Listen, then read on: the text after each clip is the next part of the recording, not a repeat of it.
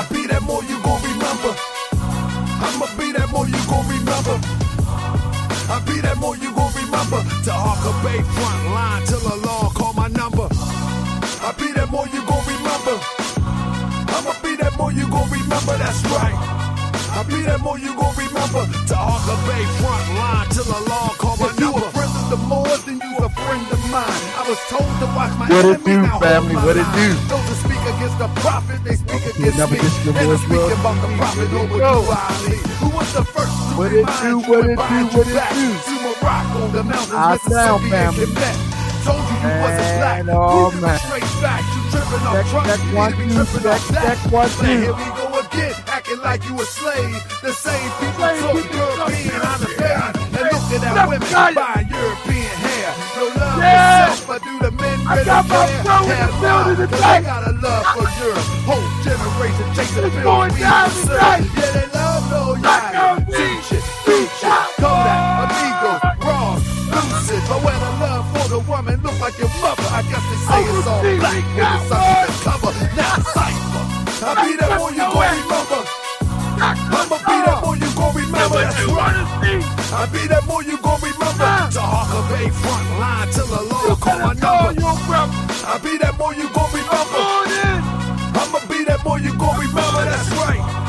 I be that more you gon' remember. To Harker Bay front line till the law call my number. All you super scholars holler. This era for the workers. You ain't building on the ground, then you working in the worker. You look and sound good, but that's only on the surface. Probably working for the people. Now tell me what's your purpose. Ain't worried about your homie, but know that I know every move that rock a fast. He ain't my bro.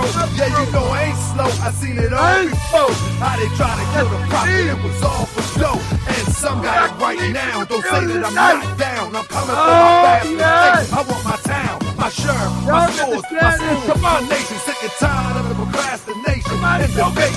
Y'all keep hating when love is the savior. You don't love yourself, so you can't love your neighbor. That's why you kill and fight and marry out of your race. If you ain't for Moorish world, then get out of my face. Cause Chinese love China, Italians love Italy. If you used to love the Moorish world, come on and build it with me. Let's go. I be that more you gon' remember.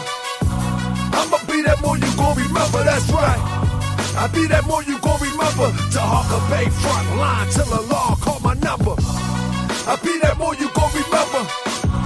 I'ma be that more you gon' remember. That's right. I be that more you gon' remember. To Harker Bay front line till the law call my number. I be that more you gon' remember. Be more. I be that more you gon' remember. That time. I be that more you gon' remember. To Harker Bay front line till the law call my number. I be that more you gon' remember. LA. I be that more you gon' remember. New York. I be that more you gon' remember. To Harker Bay front line till the law call my number. Hey, how I'm sounding? I need to know how I sound. How I sound. How do I sound?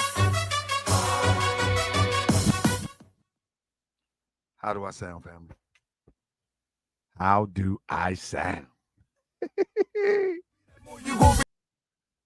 Family, how do I sound? It's going down. So, family, once again, I got my bro, and you know, we miss each other. We hit and miss sometime, you know, but this is my bro. You know what I'm saying? I think he the youngest in charge when it comes to representing this reparations thing, when it comes to representing trying to get something done. He's always inviting me to events. He boots on the ground. Unfortunately, I've been so busy. You know, I'm a part of the Moore Side Temple of America, got family. I do Morse World TV. I'm at events, and it's hard to juggle sometimes, but we're going to catch up real soon. But tonight, he said he heard me say some things. He heard me say some things. You know what I'm talking about? And rightfully so. He heard me say some things, and he said, listen, I need to explain some of this stuff because I think you threw some stuff out there that wasn't quite right. And I'm like, what? Give me an example. He said, you say some things. He ain't give me all the examples, so we're going to save it for the show. But I'm going to tell you one thing. He from Baltimore. He from Philly. I'm from Baltimore. And what I'm going to do is, you know what I mean, by the way of Annapolis, you know what I'm saying? But what I'm going to do is I'm going to Philly tonight. when I start doing like Enes. You know, when Enes start rapping and start doing like this, you know it's going down. Who know Enes? You know Enes. When Enes start freestyling and start doing like this and start that, you know it's all over. So when y'all see, press 7 if y'all know Enes. When y'all see me start doing like this, while he talking, you already know it's going down. So with that being said, family, I need everybody to share this so we can get into this conversation because it's about to get busy up here. I need to hear what he got to say. Y'all want to hear what he got to say? Y'all want to hear what he got to say? I want to hear what he got to say too. Yeah. Y'all remember Enes. Let me see if he remember Enes. Khaleef, the Reparationist. How you doing, brother? My guy, man. Good to be on, man. Shout out to you for having me come through. And hey, bro, hold up. Forget all the pleasantries. People remember you because my brother Doc says is that the brother from Philly? Absolutely, that's him. Hey, yeah. Bro, do you know? And now this might be a dumb question. Are you familiar with Enes? Come on, man. Yeah, Enes a legend. Yeah. When Enes do like this, you know what time it is, right? It's time. It's time to start cooking. But the only thing is, I'm the only chef tonight, bro. When he start doing like this, I'm the only chef tonight, though, bro. Salute to my brother Enes, man. That brother get me excited. That brother be getting busy. So, brother, with that being said, why don't you introduce yourself for those that maybe just joining Moorish World TV, becoming a Moorish World TV citizen. Tell them a little bit about yourself and what you represent, bro, and some of the work that you put in. All right, there we go. Hold on, my bad. I had to fix my thing, my little audio. But yeah, for those that don't know, I go by Khaleef the Reparationist, born and raised in Philly. Pretty much humble guy, for real, for real. I call myself the Reparationist because I've been in the reparations movement for about 4 years, going on 5 at this point. And originally, most people would have known me for helping make Juneteenth a state holiday in Pennsylvania with the likes of the Pennsylvania Juneteenth Coalition, and then also helping make Juneteenth a national holiday with the National Juneteenth Observance Foundation. So, it's various different things, but Juneteenth is the thing that took me to that level so that people could recognize and know who I am. And then reparations, I just been stepping on reparations and putting people up on game on that sense. Legislation. You can even go from legislation, going to different task force hearings in multiple states, advocating, building with different individuals. So we can go off a list of a bunch of things, but yeah, they know, like people that know, they know I'm going to stick to the culture. I'm going to stick with the people. So yeah. So let me ask you a question. Are you moving as a Freedman, ADOS, or FBA? The first time you came on the show, you was on some FBA kick, bro. So where we at today? So when I first came on, you know me, I'm going to correct everything that I hear that sound crazy. But when I first came on, I was saying that I ain't even going to say dude's name. Dude was the Black Tucker Carlson. Remember, was I not saying that? You did say that. Absolutely. You say you don't rock with him, but you do rock with the ideal, basically. Yeah, ideals. But I know for a fact that he's not doing what I'm doing. So, I might not mess with, certain individuals per se, but the idea and the ideology is spread. So you might have just take, for example, an Yvette Carnell, ADOS, or Tariq Nasheed, FBA, or even a Lord Abba with the Freemen, or whatever the case may be. We all agree on lineage. I don't even know them for real. So you see what I'm saying? So it's more so on the standpoint, like, we just agree upon lineage. And we probably have some people that's inner working, like it's some people that I done tapped in with that identify themselves as FBA and ADOS and Freemen that I'm tapped in with, and we do work. So I don't really do the name banging. And if you name bang around me, like I ain't really on that. I'm trying to really get the culture up on what's going on. I'm trying to take this thing of ours to the next level and not still be stuck in the basement. All right, so let me ask you. When you said, I want to ask you a few questions before you get into some of the stuff that we had discussed. When you say that that you agree on lineage. When you say lineage, what do you mean by that? Can you explain for those who, you know what I mean? Because many people, they got one date, one group got another date, and one got another date. So Nah, when you everybody that I named is all the same. It's going to be based off that 1870 census. So if you don't trace back to the 1870 census, then you're not a descendant of slave. Most people, not even most people, 90% of 90 to 93% of quote unquote black people, melanated people, whatever the case may be, in the United States of America are descendants of those who are emancipated from slavery. So that's not even the question. That's not even, that's not even a debate for, those different names that do what they do. It's just more so on the standpoint, a lot of people don't know that they are, they don't know the stuff that we're doing. So that's why I'm out here doing what I'm doing to try to get it out there to more people. But when you just said that, when you just say that most people trace themselves to the 18 what census? 1870? Yeah. 1870 census. Yeah. But on the FBA flag, it got 1520 something, don't it? So I ain't about to be up here defending them, but the 1526 is the date that, according to historians, that the I believe, if I'm not mistaken, that's when some of the first contact happened on this soil, on the United States soil. So they say 1619. That's what some say, but then they also have other scholars that say sometime during the 1520s, 1526 to be exact, that some Spanish people traveled to, I believe, like North Carolina and South Carolina, and they began to settle up in that area. So that's what I'm saying. This is what I was saying about which that ain't no conflict in what our conversation is. Well, that's what I was saying about some people have, each one seem to have variables and dates. That's the point that I was just making. But that's cool. That's cool. So what do you subscribe to? Are you a Freedman? Are you ADOS? Or you don't do any of the names? I mess with. If you somebody that's as long as you are the lineage, it don't matter to me. I know that what do you subscribe to? Black American, Negro, FBA, ADOS, Freemen, all that. I'm all that. You know what I'm saying? Do everything. Yeah. So here we go. When seeking reparations, right?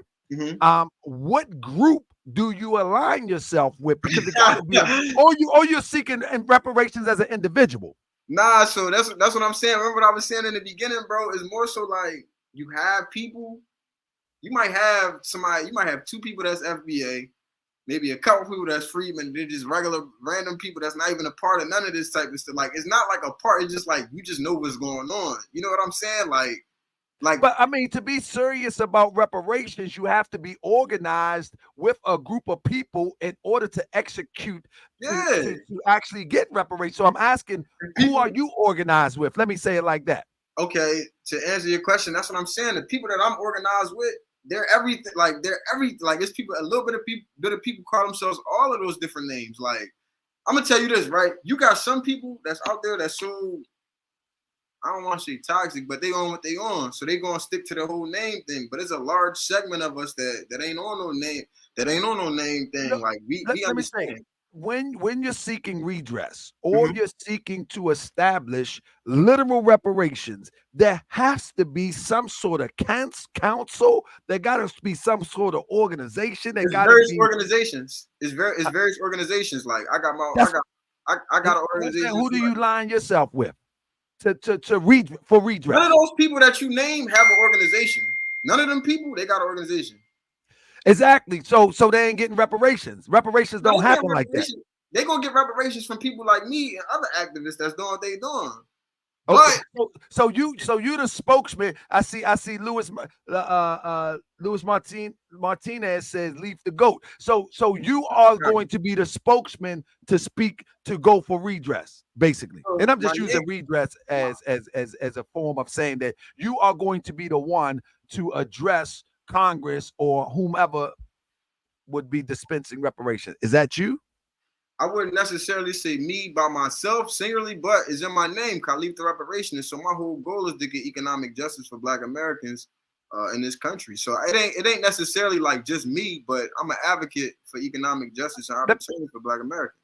Right, let me put it like this. When Jews sought reparations, the state of Israel had a representative, a literal person that was a spokesman that said, this is what we want.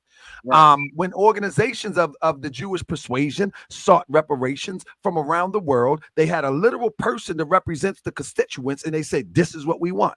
I'm only asking, who is that person? It's not a person, because the movement is people, like it's key players, and we can get into that. We can really get into that tonight. I can really start breaking that down. Do you understand what I'm trying to say, though? I understand there got to be a person to be a spokesman to address the situation. There can't be like a bunch of people talking at once. Nah, I wouldn't necessarily say that, because let's look at any issue. Let's look at issues that's going on in the country, right? Healthcare. Is it one person singly advocating for healthcare? No. Yes. Yes. Who's that one person? Yes. Tell me. Yes. What happens is with healthcare, you have your local politicians that they represent the constituent.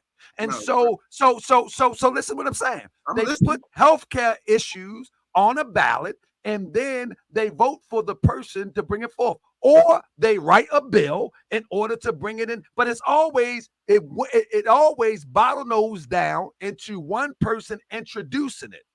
No, that's not what happens. Whether it's a senator, whether it's a congressperson, or whether it's a lobbyist, somebody is putting it on a bill. So watch what I'm about to do, right? Obama, right? They call Obamacare, right? They said that Obama, he transformed the whole situation, right? So you, based off of what you just said, Obama would be the person that transformed healthcare, right? Did you know, if you and I can send this to you, and I can put this in the link. Okay. Obama got the idea for Obamacare from the Heritage Foundation. Now we know about the Heritage Foundation 2025. We ain't even gonna talk about that tonight. But I'm saying that to say the Heritage Foundation advocated for it. They didn't have any one person, and then the Heritage Foundation had other individuals who also helped advocate for it. And then Obama liked the idea or the ideal, and then he picked up on it as a politician. So back to my point. You just proved my point. Let me finish. It bottled nose down to Obama. They advocated, and it bottled nose down to Obama actually implementing it.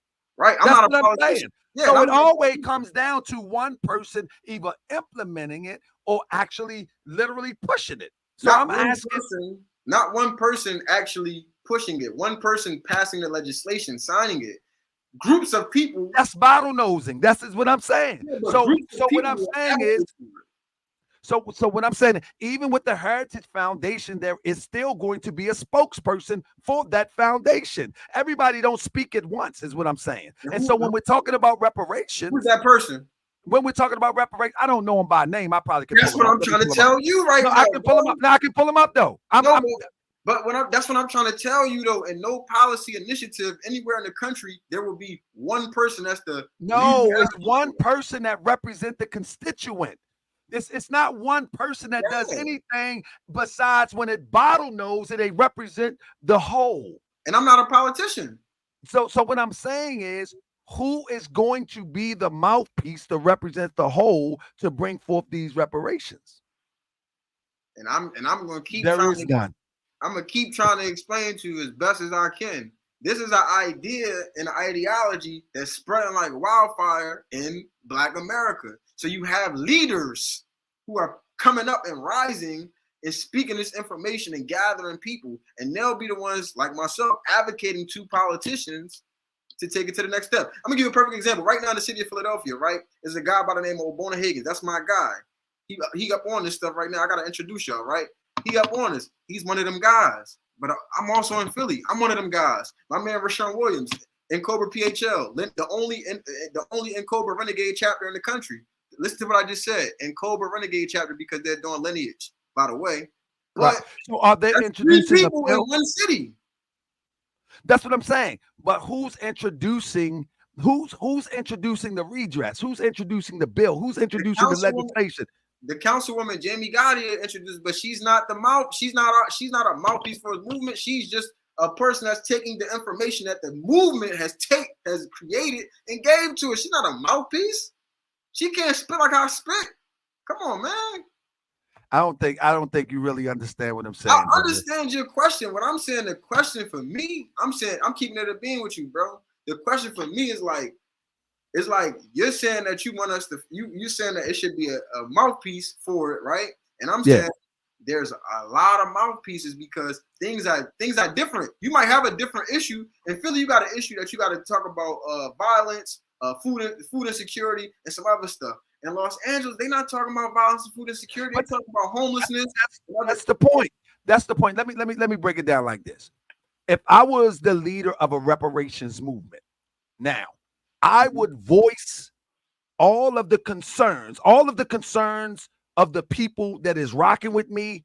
I would be the voice of that. I would make sure that it get drafted.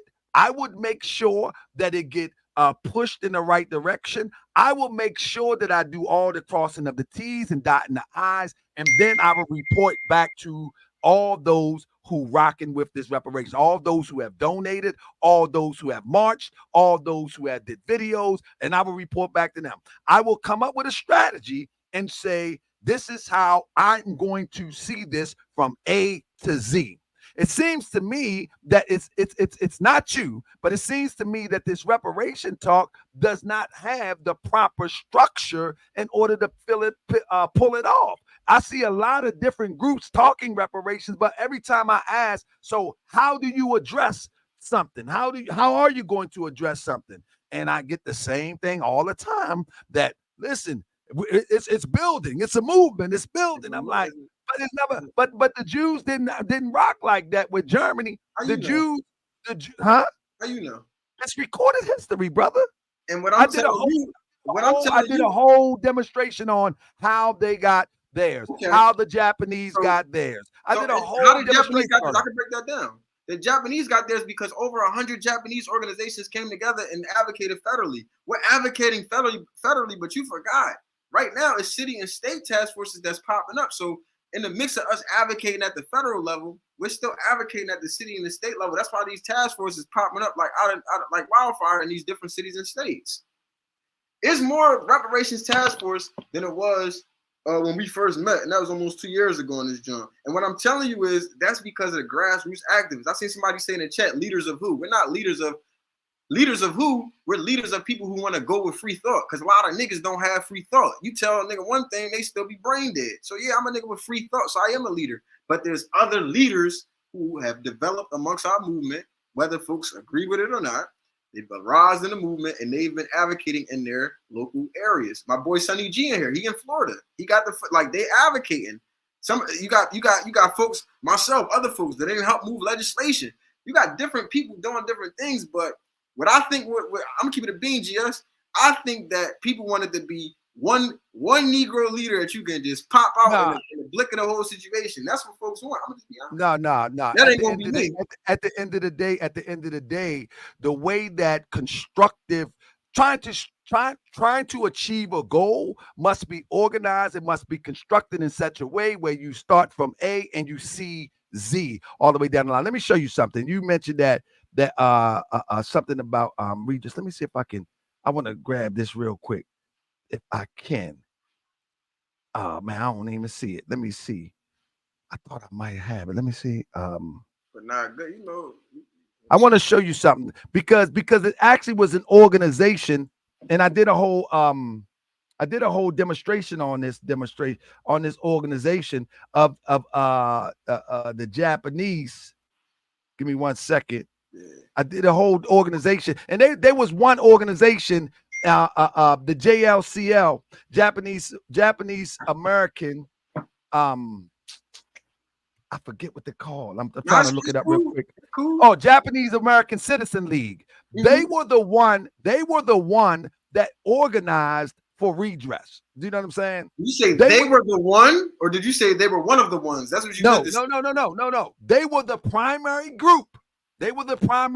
But through them, there was one spokesman, and through them, I mean, there was a council that was organized. The point I'm saying, they were organized. They just wasn't marching. They just wasn't talking. They just wasn't. They was actually organized. They had a leader. All of that. That's what I'm saying. Nah, but what I be saying is this, right? This all I be trying to get out, and not to you, but I really try to get this out to your audience, bro. It's more so on the standpoint like, yo, it's some people that's doing what they doing, right? It's people that's doing what they doing, or whatever the case may be. And I don't fault none of them, or whatever the case may be. And then there's some people that's doing things that people can't see, you know? So I'd rather people, try to, if they see anything reparations related in their city, call in, go to the event, because there's things that's going on in regards to reparations. A lot of places in America that's hosted by people that's of all of these FBA, Freemen, Adolf. it's people everywhere that's doing stuff. So we gotta we can't act like they ain't out here doing stuff. No. I don't think that's the argument that people. My argument has never been that people are not doing anything. My argument is it being done properly? And what I'm saying is, no, listen what I'm saying. The reason why I'm saying that from a critical standpoint, I'm saying that there is examples in the world of people being compensated. And I don't see the same example or those wins that came from those examples being utilized when my people saying that they're fighting for reparations. I don't see the same structure. I don't see the same. I don't see a bunch of lawyers in a room. I just don't see. You know what I see? I see a lot of people going to the government and saying, "Listen, create us a bureau so we can really study this thing, and then maybe you would kick it out to us." No, see that's when I see you said that in that video. I said, "What the hell is this?" This is another example. There we go. Now go ahead. So this is another example. This is an ideology. I got homies in here, right? I've been spitting this for years, and they seeing this stuff. So I'm gonna give you an example, right? About maybe 3. And this is a point I point out to homie to cut your wisdom. Japanese got reparations because many of the victims were still alive. I pointed out this in the demonstration. They could identify the actual victims too. And the JACL, Japanese American Citizen League, they were the one that represented all of those that was alive, many of them that was alive. Yeah. But anyway, go ahead. Yeah, before I go in, just to prove my point a little further, I ain't even gonna do that. So look, in regards to this Freemen Bureau, that's been a part of our ideology and what we've been had going on for years. Y'all just now seeing it in the news because the advocacy has risen to another level, whereas the people like Stephen Bradford, the state senator who's also on the task force, him and the group, because like I said in the beginning, there's never a piece of legislation that does not have a nonprofit or any type of advocacy group that's on the side that's working in collaboration with that politician. There's a guy in Sacramento. I'm gonna say his name too. Good folks. His name Chris Lawson. You feel me? He out there. He doing what he doing. He's one of the leading advocates in creating the Freemen Affairs Agency and the different things that come with that. Now, what is that? And I'm gonna pull it up. I got it on my phone because I knew he was doing this today. What is that? So it's 3 bills. One bill creates a state agency. The other bill, it puts it. Hold on, it went away. So one bill creates a state agency, the Freemen Affairs Office. That's what we've been advocating for. Then the next one creates a state fund that helps pay out reparations, but other things too. We're gonna get to that second one. The third thing is restitution for taking land. We already know that the Bruce family, they had the land, they got the land back, things like that. That's happened. That's gonna be happening in a lot of places in California in general, because they have an office that's state affiliated that can conduct the research to figure out who's who was what. Now let's go back to that second point. Creates a state fund. This office has to have a budget because you have to have one. You gotta have people working there doing this stuff. We're not gonna sit up and act like people are gonna be doing this stuff for free. 2, in the mix of you creating a budget for this office is used as a prototype for people like myself who's advocating in another state. I have the resources and the connections with the people in California who help create this office. When I'm going to go meet with other politicians in my state, I can grab the politician who introduced the legislation in California based off the relationship that I might have with these people, and we can sit down with this politician that's cross country. What I'm saying to you is that's how movements typically work: phone call relationship, email relationship. We done met up in person. Now we can politically share resources. In crafting legislation, I'm going to craft my legislation. They're going to craft their legislation. That Freemen Affairs Office came after the task force. That's not what we're trying to do in the city of Philadelphia, in the state of Pennsylvania, and other places that we got amongst in the East Coast and Maryland and other places like that. We're not trying to get the office after the task force. We're trying to get the task force right now, like tomorrow. And getting that, which we're doing, we're in the moment right now, lobbying to city council people, lobbying to state officials. We have legislation that's written up. The legislation don't look like the California one because we're not in California. We have a different set of things that we're doing. We have a different set of things that we want to focus on. But I'm gonna tell you this: there's an office for LGBTQ affairs in the city of Philadelphia, office for immigrant affairs, office for migrant affairs in the city of Philadelphia. There's no office for Black Americans, and that's what we're advocating for, to get a line item in the budget to do proper things for Black Americans and bring everybody together under this one roof. You don't have that. So here we go. Okay. One of my positions is that this institution called the United States government have done everything possible to avoid this conversation for at least over 50 years. You know what I mean? So now the conversation is popular. One of the problems that I have is that you mentioned that you're basically seeking the government to give taxpayers money in order to establish the Bureau of Freedmen's Affairs. Yes. Now, understood. My problem with that is that whoever controls the money, they ultimately controls the outcome. Because when we look at the history of the original Freedmen Bureau, I know you can try to spin me with that. You don't think I know? Go ahead. No. The original Freedmen's Bureau. I'm not spinning you.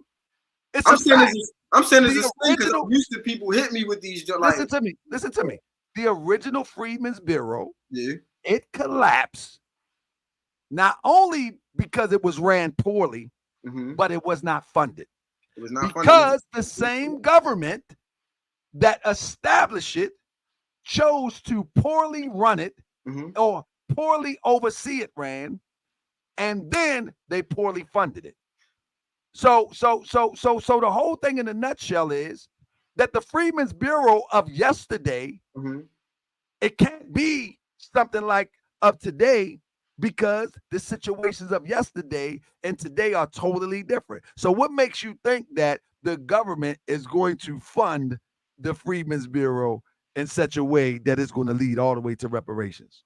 So again, I just stated it. I said that there's an Office for Immigrant Affairs, Migrant Affairs, Refugee Affairs, LGBTQ Affairs. There's a line item budget for political classifications of different people. I didn't say race. I didn't say anything else. I said political classifications.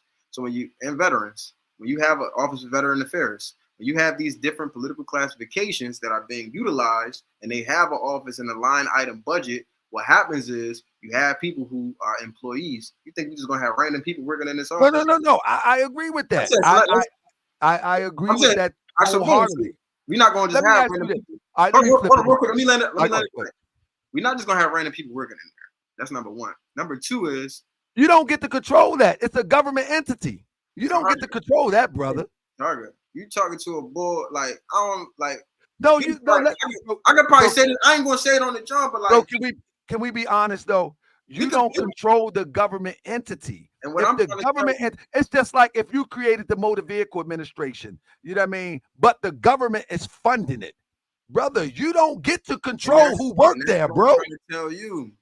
When somebody advocates something to a specific politician and that specific politician takes that piece of legislation, that specific politician is not obligated. This is what they have to do for the people that advocated for this thing. Now, I don't want to really get too much into politics. No. You don't got to get into all that. What I'm saying is, let me give you an example. That's a fact. Like, I'm not saying. Let me give you an example. Because it becomes a government entity. If you got Europeans working in there, that doesn't have your best. No, bro, it's a government entity. They cannot just put someone that look like you in there with government money. Yes, you can, and that's what I'm trying to explain to you. So look, I'm gonna keep it a beam with you, bro. We talking from America. They just wiped that off the table with affirmative action. You can't, bro.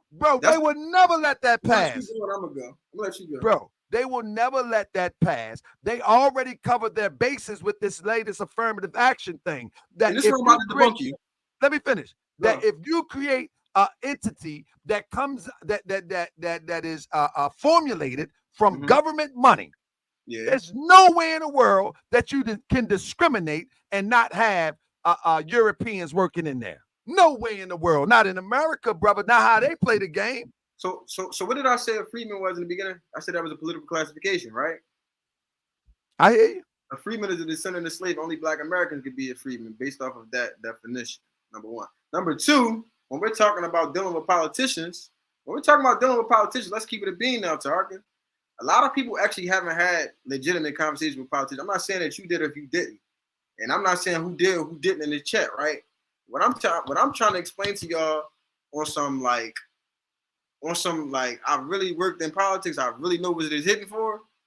If somebody's advocating for something, say for example, somebody's advocating for, hey, look, I want to do X, Y, and Z. I don't have this right here, but I need y'all to advocate for it so that we can help. We want to create an office for special victims. I want to do something about it, but I want to create. We're going to create that office, and then we're going to get you to be in charge of it. They just every year or two they create new offices. Do you think that I agree? Do you think that the people that are in positions as the director of the office is a random person? You know they not. I never said they were random. So what I'm saying, they have to be qualified. Not right there. So what I'm saying to you is, when we say we're going off of lineage, we're going off political classification. We're not going based off of race. So what you just said with that affirmative action thing, I just heard what you said. So you telling me that the Bureau will be employed by all quote unquote FBA, quote unquote African American, quote unquote ADOS. Do you believe that? Yes. No, bro, that don't work. Maybe not. Listen. Maybe not in New Mexico when we get it passed at a federal level, or maybe not in Wyoming. You think in Philadelphia? Listen, you think in Philadelphia? Come on, kidding, bro. No, bro. It violates it violates equal protection, bro. It's not, because I just broke it down to you. I said bro, you cannot. We're past race. Lineage don't supersede. Lineage does supersede race. It does, absolutely. No, listen what I'm saying. Lineage do not supersede equal employment opportunities, something that is owned by the government, bro. If it's financed by, listen, it's just not your government dollars that you work for and you pay into it. There's Europeans, there's Italians, there's all sorts of people, citizens that pay for these government programs. There's no way in the world that you'll be able to sideline someone because they're not ADOS, FBA, or African, quote unquote, American. Not in America, bro. Do you think? Come on, man, you tweaking, bro. You just said not in America. They're not gonna.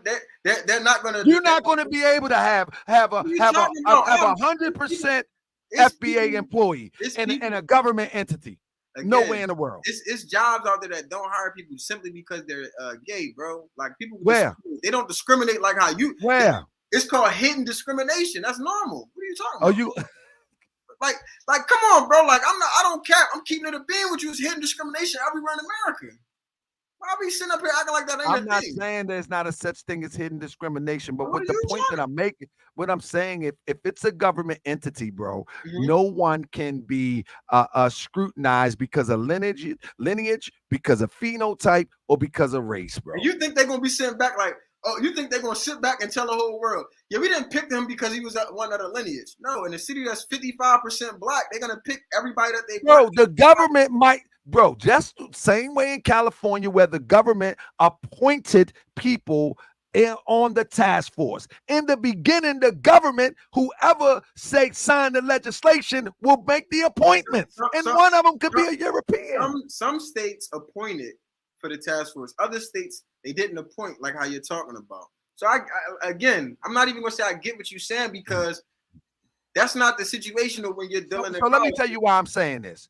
I believe we as a people could be more effective if we did something independently, grab all of our research, grab all of the information that we need, and go about it in a legal manner as an independent group of people addressing the government for all of the crimes committed against us. I don't believe that the government is going to pay us.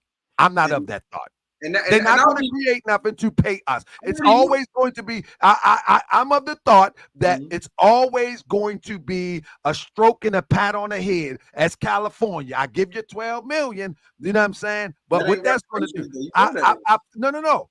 I'm talking about the stroke in we're in the political season right now. So the pat on the head and the stroke, and California's in a deficit, and they're just dropping $12 million to make it look like some progress. The Europeans and the government has been doing this for a long time, bro. And I'm just saying that I have more confidence in us getting a row house, us getting 2-row houses. Who said we not doing that?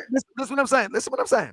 Us formulating our own research team. Us formulating our own evidence. Us presenting it in a legal manner with attorneys that's ready to go to war. And listen, bro. That's where I'm at with it. I don't believe this other stuff. They didn't play this game 2,000 years. I already know you on the legal standpoint of it, because I watch this, John. So I already know, like, and I'm sitting up here saying, like, I agree with you on the legal component. I don't agree with taking that legal route. I'd rather sue other individuals. That's the legal route. Sue them. No, but this is Dr. Claude Anderson, right? So you probably familiar with everybody saying William Sandy Darity. I'm familiar with his stuff because I like Dr. Darity too. Dr. Claude Anderson, there's this multi-level. You have to file lawsuits. You have to also get legislation, and you also have to get redress from the universities. Currently, right now, people that's not even of FBA, people that ain't quote unquote FBA 8Ls, none of this stuff, but they're Black Americans, they're advocating right now to get billions of dollars from the HBCUs. You got us doing, we doing. You got other people. So what I'm saying to you, everything falling in line based off of this. What you saying in regards to to full reparations coming through a lawsuit, that's not even a scenario. That's a pipe. No. What I'm saying is this. Looking at how, once again, it's not in this country, but looking at how the European Jew did it. What they did was they came together and they were separate from Germany. They wasn't in Germany. They were separate from Germany. So even though they was in Israel. Okay. They was around the country. It was the whole country that they had. You're not listening to me. You're not listening. So what I'm saying is we are in this country. So it would make more sense that the millions of us would come together separate from being financed by the government to address this problem that is our problem.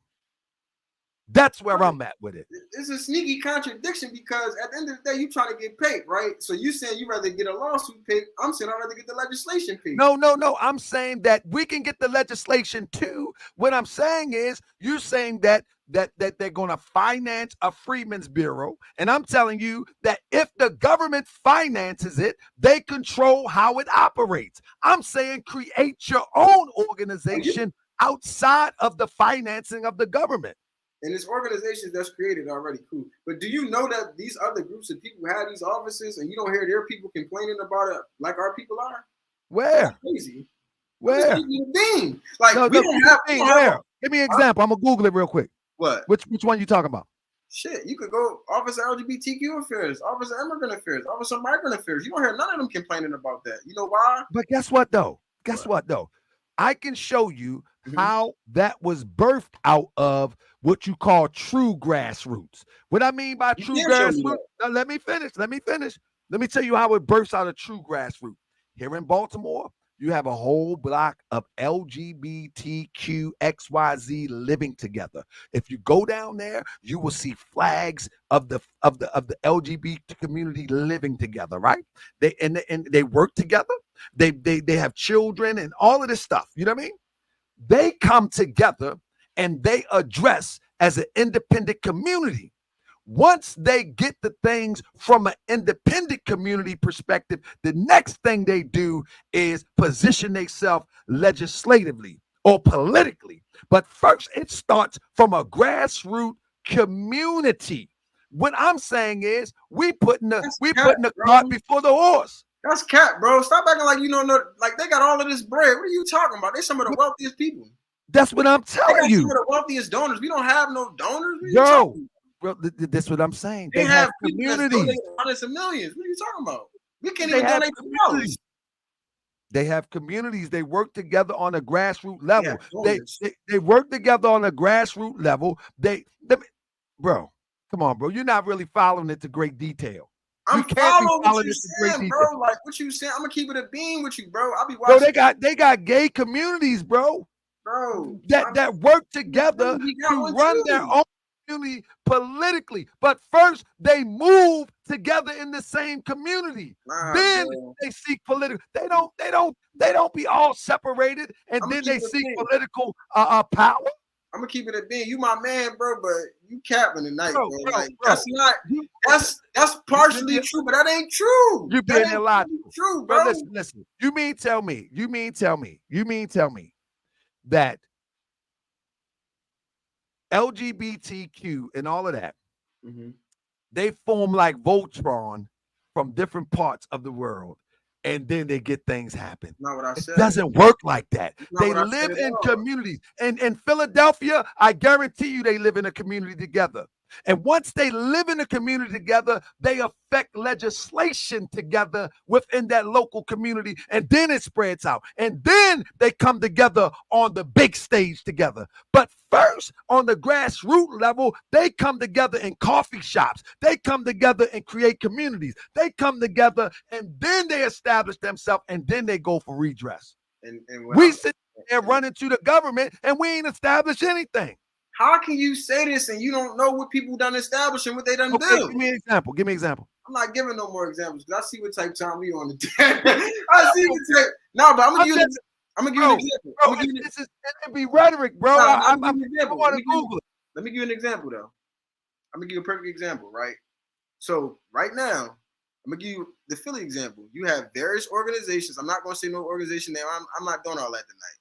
Don't throw no names out there, but you have various organizations and various individuals who have organized to be together in regards to several pieces of legislation.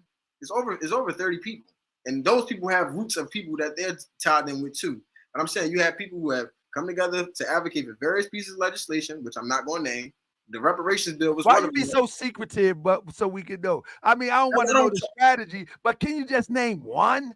Only thing that thousands. The only thing that I'm gonna name is the information that's public. So a perfect example. Yeah, of course. I don't want you to give up the strategy. We don't want to show our hand, but give me something. Yeah, so the information that's public. Again, you got I said in the beginning, in Cobra PHL. Everybody like to talk about in Cobra, shit on in Cobra, and whatever the case may be. I've been said it. In Cobra PHL, that's a renegade chapter in the city of Philadelphia, and they build off of lineage-based reparations. That's one of the organizations that I tap them with. I'm tied in with them. I got my own thing. I got my organization, Millennial Juneteenth. A couple concerned Black American citizens. You got the what's the other joint? Freemen Reparations Advocates of Philadelphia. You have various different organizations that come together, create what they want to create. But you got to think about it. We already on the same idea wave. So once we come together with the piece of work, everybody just advocating for it. You might got somebody that's 50 years old that might got relationships with different city officials that I don't have. Or I might have a relationship with city officials or state officials that person might not have. All people doing is just coming together and building something off of the ideology for Black Americans, and then they putting the boot to the ground with the legislation. But these are people who've been doing stuff. They've been doing things in the community. You got people that have been advocating for gun violence and things like that then came into the fold. Let me inform you of something. I just looked it up real quick. In Cobra is a nonprofit organization, right? Yeah. Is that correct? Huh? Yes. So let me tell you something. One thing about a nonprofit organization is a trick bag. A nonprofit organization is that they get money from the government or they get relief from the government from not paying taxes, and therefore, hold up. Therefore, they're still in bed with the same people that they're seeking redress. Any nonprofit, let me finish, brother. I'm shaking my head. Any nonprofit that gets favors from the government cannot address the same. I don't know why nobody teaches this thing. You cannot address the same one that's giving you favors. It doesn't work like that. It's like the church. The church can say vote, but they can't say vote for Kamala. In Cobra, they can advocate and talk this and talk that, but they cannot lobby because they are a nonprofit. It's criminal to lobby. Obviously, we know that 501c3 nonprofits can't lobby. 501c4s they can though. So 501c4 is a political. I'm not talking about that. I just looked it up, brother. I know what it is. And I'm telling you that that's a fallacy at the highest height to think that they're advocating for something when they are not in position to advocate. Let me finish. So I have a nonprofit organization. And not only that, I come from the Pennsylvania Juneteenth Coalition. We advocated to make Juneteenth a national holiday and a state holiday. Now, obviously, when you're advocating from a nonprofit, quote unquote, standpoint, the nonprofit, because we gotta educate your viewers, because I'm gonna keep it a being, bro. Like you talking to them like they slow or something. When you bro, you're not responding and you're not responding precisely. So I'm not talking to anybody. I'm very precise what I'm saying. You're not precise. I say, show me what you're talking about. You say, well, in Cobra, I'm telling you that they're 501c3 and they can't advocate. What you doing? Never mind. I ain't even gonna go down that route. So again, in Cobra, we know that's a nonprofit, right? PA Juneteenth Coalition is a nonprofit who helped make Juneteenth a national holiday. When you're a nonprofit and you're advocating for initiatives and things like that, obviously you can't say, I support this bill. The person that's from the organization can't come out and say that they're supporting this. The people that run the organization itself can do that themselves, and they're doing the backhand lobbying. See, this is what I'm trying to explain to you, bro. Like, I'm gonna keep it a being with you. I'm trying to explain to you in a layman's term. I hear you. When you doing politics, like it's people out there that think that they know politics, and then there's people that really be maneuvering in politics. I got a nonprofit. I still advocate to politicians what I'm trying to get done, and if they're not on it, I'm on their ass. What I'm saying to you is, the nonprofit can't advocate for it. The individuals of the nonprofit, that's what they do. So if a nonprofit is a quote unquote renegade, like I just said today was, they broke away from the neutralized ideology, because what's being missed in this whole conversation is that, and I don't think a lot of people really gonna like this, consciousness is now becoming mainstream to the rest of Black America and other America, because the boule Black Democrats are now sitting up here saying that they're more pro-Black than us, and we're anti-Black. So what's happened is people like myself and other people, we've taken some of this information that's been in the basement, keep it a beam. It's been in the basement in the community the past 20 years because niggas think niggas that's conscious is crazy. And we done took it to another level because I have a political science degree. I worked in political offices. I done been around different individuals in the political sphere. That's why when I text you earlier, I said, bro, I can spit to you on a I can spit to you how I spit to you as Khaleef the Reparationist. And I can spit to you on an analytical way when we talking about the presidential stuff, because it ain't gonna be my opinion, it's gonna be the opinion of what those in that world thinking of. And I think a lot of the time, us in the conscious community, just me keeping it a beam, we don't really understand what's going on in the political wave, and not even that, we're not thinking in the political manner while we want to do politics. How are we gonna advocate for something with no nonprofits, no political action committees, none of that type of stuff? The people that I'm talking to right now, they have these things. Bro, that's not what I'm saying. I'm saying that we should have a little bit of everything, but we can't narrow it down. When I ask you to name one, you haven't named one independent person, one independent organization that financed by itself, for itself, moving on a high plateau. I mean, if you can name a nonprofit, name one that is financed grassroots by individuals and they making some movement. Now, again, you want people to now watch this, right? Just one. Listen to what I'm about to say. Our situation is different. No, but listen though. You're saying you want a black people who are working on behalf of poor people, right? To use their money that they don't have to advocate, while somebody that's Black could go to UPenn and say, UPenn, I need 10 racks, yo. This is what we doing with the program. If you got a problem with it, we don't want your money. They ain't got no problem with it because we're doing something. So why do you assume that all of us are broke and poor? Bro, come on, man. We got. How do you assume that? Bro, there's much money in our community, bro. Everybody is not broke and poor. That's just not being appealed to. Bro, it's not. I'm not talking bro, about. You just said that you want to come to people that don't got no money. You have fed into the stereotype that all of us have no money. What money do you have to say? You think people got money to save up for revolution? Let's keep it a beam. Yeah, if you can appeal to the happened already. If you can appeal to the people, then they will finance their own liberation.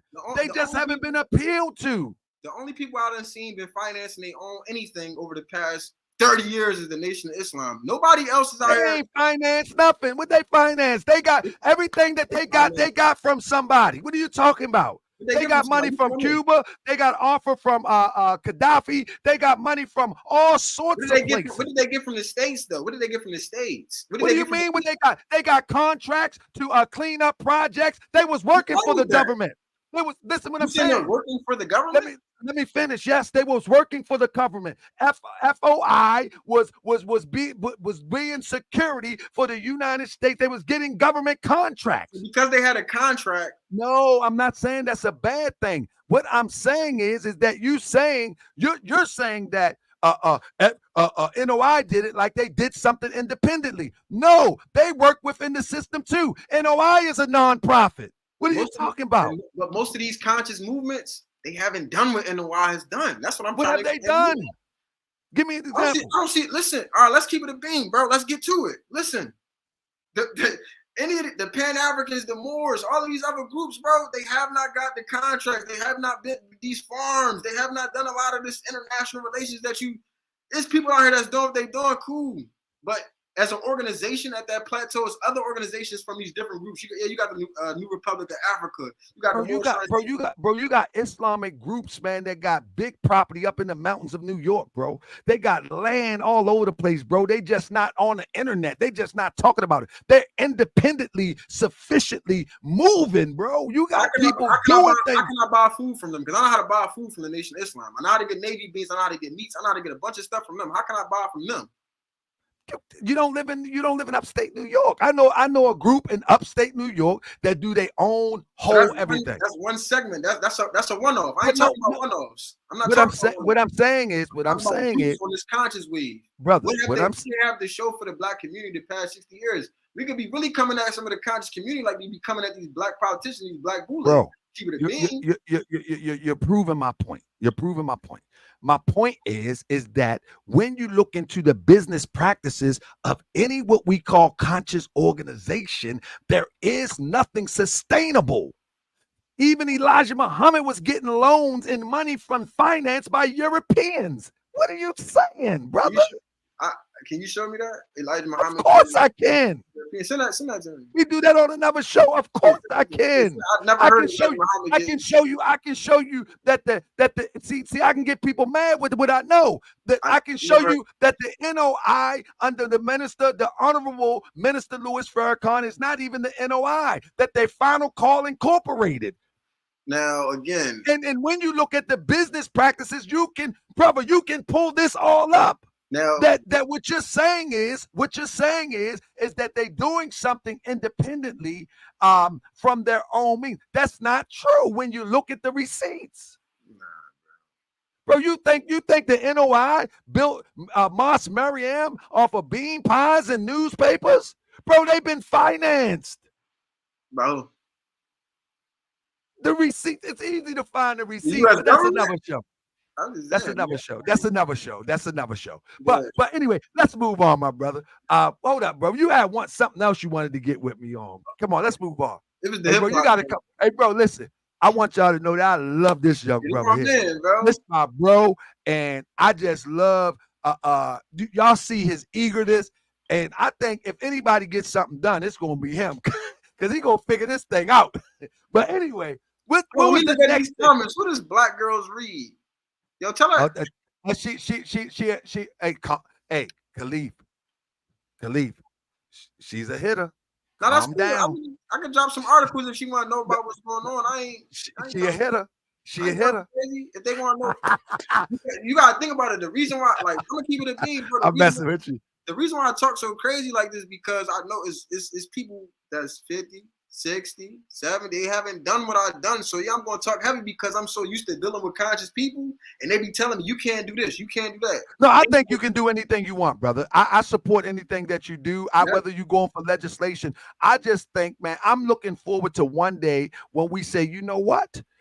Be like the Move group. You know what I mean? Like, we're gonna do this thing now. I know they did some things in error. I know they triggered these people to drop that, but they was exclusively to themselves working towards something. And I'm saying that in a more modern manner, I'm looking forward to the one day where one can break off and establish themselves as a class, as full of class, full of intelligence, full of intellect, and addressing this in such a way that we can see results almost overnight. That's what I'm looking for. I'm tired of the marches. I'm tired of the talking. I'm tired of the saying establish this for us.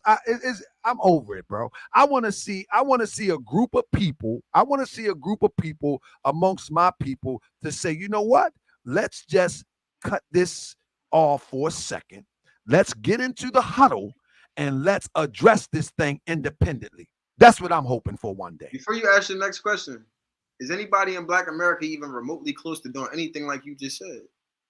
I'm not sure. I haven't seen it. And that's what I'm trying to tell you. So when we checking the scoreboard on these things, right, we're going to look at Freemen, ADOS, Reparations, all of them. We're going to look at that, and then we're going to look at that. And then all we going to be young, bro. We're going to keep it a beam. We're going to look at the scoreboard and say, who's really up on the scoreboard? Black Boule is up. Listen, Black Boule is up right now. They just raised $88 million overnight. I'm not That's even right. So what I'm saying is when we start checking the scoreboards in the Black community in regards to political components, because that conscious shit, that shit is in the basement, bro. They're not on that, man. But you know what's crazy, though? You just said that the Black Boule raised $80 million. And these are the $80 million that's going to put some of these people in the office. And these are the same people that you're going to ask to finance your mission. Those people aren't rich. They're not going to finance anything. You know who is going to finance it? Your taxpaying dollar. No, your taxpaying dollar is going to finance because what we write out is so magnificent and prolific to the point where it's no, they have to approve it. Their $80 million is going to fuel them to get into position where they have the pen in their hand to approve it. And if they do approve it, they also have the pen in their hand to appoint people to run it. And that's not, and again, that's not how democracy works. Even though we live in a fake democracy, of course it do. We live in a fake democracy, right? So what I'm going to do is, if you tell me that we live somewhere, put it like this, right? If you tell me that we live in the hood, I'm gonna act like we live in the hood. If you tell me that we live in the suburbs, I'm gonna act like we live in. If you tell me that we live in a democracy, I'm going to use all of the protocols that you told me that the democracy works. And then if the protocols do not work in that manner, then I'm going to file a lawsuit. And then if the lawsuit don't work out, then somebody might come up missing. So what I'm saying to you is, it sound cool in these manners, but it's processes and steps. And a lot of the time, we wanna. I don't even want to say crawl before we walk. We want to run before we can even eat baby food. Bro, I think the crawling is us getting to a huddle exclusively with us. And coming up with a plan to address it effectively, as opposed to running to the same government. It's our government, of course, but it doesn't represent us in the way that we know it should. So maybe, as Claude Anderson say, maybe in that huddle, we got to learn which politician we can buy. Maybe in that huddle, we got to learn who's qualified from a legal standpoint to address the issues. Maybe in that huddle, we can come up with a better game plan than saying that we want you to put us a building and finance it for us to research and distribute reparations. I'm just saying that's an alternative. I think people looking at it, and I think the way how I'm looking at it and the way how we looking at it like we coming in somewhere with a ski mask and a blicky, and we taking it was old, and the bench should have been given up. Only thing is we're doing it in a certain manner, and then we got other manners that we're doing too. I think people don't realize that people who's looking at it, like, oh, y'all asking. Well, let's see what other issues and initiatives that Black people are out here advocating for. None. So what are we talking about? We're in a political climate and Black people aren't advocating for Black issues. I don't want to hear nothing from nobody in the chat. Tell them pull up their resume. TYB on my resume. Tell them pull it up. I want to see what they're advocating for. What are they doing? I think so. What I'm saying is some people just advocate by helping people that neighbor in their neighborhood. Some people advocate by helping children. Some people advocate like that. You know what I mean? Everybody advocacy is not on the same level at all times. But children still need school materials. Children still need school supplies. I mean to say, come on now. Advocacy is different. What I'm saying to you can't minimize someone's advocacy because they don't believe in what you're advocating for. Nah, you ain't gotta believe what I'm advocating. You said put up their resume. These are Morris World TV citizens. I'm guaranteeing you that these brothers and sisters then advocated for somewhere. I know Black girls read that. I know that she's a teacher. Do you know what I mean? I know that advocacy is so important because that's the next generation. But we can't minimize her advocacy next to yours. You know, I'm gonna tell you when I'm gonna tell you when I do that, because I'm 28 now. I've been doing what I've been doing since I was like 19, 20, right? You know, my old head told me when I was a young boy, he said, look, they're gonna come at you. When they come at you, always be prepared, because it's either they want to work with you, that's number one, or number two is they trying to figure out how the hell is you talking like you talking, and how is you doing what you doing, right? That was when I was 19, bro. I'm 28. The receipts have gotten longer since then. Let's keep it a bean. So the reason why I talk like this and the reason why I maneuver like this is because you have older black people, whether they're boule or whether they're conscious, they have this thought perception that what they're doing is working. I don't think nothing is working. Right. I don't think nothing is working. I think there's a possibility it could work, but I'm of the thought right now that, I mean, in reality, I'm gonna tell you where I'm at. I think people need to take care of their families, take care of their communities, and wait till more people wake up and attack this thing from another angle. And I can agree with you, bro. That's where I'm at with it. The only reason why I'm doing what I'm doing, because I wouldn't sleep properly at night if I knew I wasn't, if I didn't have the information that I had in regards to consciousness and politics. If I wasn't in my room 13, 14, studying lessons and reading the autobiography of Malcolm X, or read It Makes Me Want to Holler from Nathan McCall, if I wasn't reading some of these books to get my mind even on a black thought at the age of 13, 14, I wouldn't even be on. I could be working somewhere right now making $200,000 a year doing consultant work for somebody, politicking, advocating for LGBTQ issues and issues. I could be doing that, right? I'd rather take not the broke route, but take the less route and be a teacher, help the young people every day, and still advocate for my people for the free. Now, obviously, doing this advocacy stuff, I always tell niggas, man, we not about to be out here being no broke activists. So that ain't. Let me ask you a question. Let's move forward. What do you think about the presidency, bro? I might have to bring you back for them other topics. What do you think about what's going on with that, brother? What do you think? Come on. You want the reparationist answer? Or you want the analysis? Give me your perception, your analysis. Perception of, everything. The shadow government. They told him, like, yo, Joe, you got to sit down, bro. You look horrible in the debate. There's no way in hell you're gonna win. We got to put this black woman up here. This quote unquote black woman, because she's not black. We got to put this quote unquote black woman up here for these black people so that she can try to win, but they're going to try to blame it on the black man for not voting for Kamala at the end of it. So what's going to happen is Trump's still going to win regardless. He just got a hillbilly as his vice president. And one thing about Trump, I tell people this, Trump is like the white version of Jay-Z. A hillbilly is equivalent to a nigga in the trenches for white people. This hillbilly got a degree from Yale University in law. This ain't no just regular. He wrote a hillbilly manifesto. I'm saying all that to say they got the election in the bag. That's why Jim Crow Joe Biden stepped down. They put the situation. They about to make America a little crazy, putting a black woman out there when they ain't got no shot in hell at winning. They just moved. They just did a campaign maneuver on like CP time. It's like, damn, you had to get Biden up out of there and just rush Kamala in there. What the fuck? But let's be honest, brother. Biden was done, bro. But that was a horrible political move, though, because you could have been did this. You could have. Yeah, he was done. He was done. But you know, you got to understand how politics work. You say you've been in politics. Sometimes they will prop people up until the bitter end. You know what I'm saying? Like many people didn't even know that presidents had stiff arms and no arms and short arms and couldn't walk, and they will prop people up to the bitter end. But you know, you can't. I don't think. In all fairness, you know what I mean? The only best choice after Biden is Kamala Harris. So I mean, whatever way do they go? There's nowhere else to go. So this is what I would have did as a political person. I would have see, you got to think about it, right? Kamala. All right, so look, this is the kicker with Kamala, bro. She's gonna get 90% of the black vote, but the number of people that come out to vote in general is going to be significantly less. Therefore, they would have been like it's going to sound crazy, but they would have been better off getting a white guy because her vice president pick is about to be a Jewish person. So watch this, right? Kamala is quote unquote pro-Palestine, but she's also quote unquote pro-Israel. The VP is pro-Israel, right? That's a conflict of interest of those two. That's those two different bases in the Democratic Party. So what's happening is with Kamala, she falls under the black component and the woman component. Now, if I'm a hillbilly, I don't like Jews, I don't like immigrants, I don't like blacks. So if I'm a hillbilly, why would I vote for them if I'm on the fence? I would have rather have voted for a straight white man.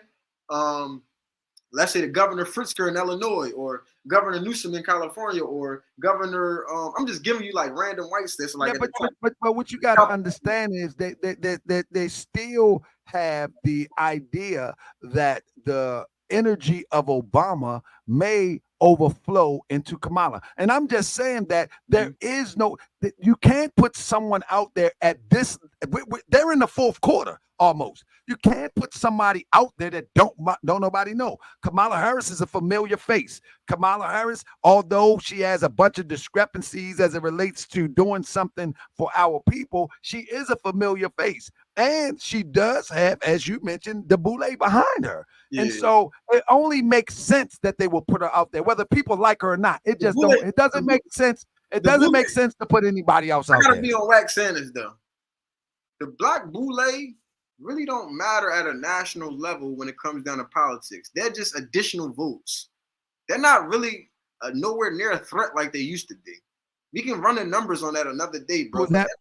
The black boule, they're not really quote unquote what they once were. They're nowhere.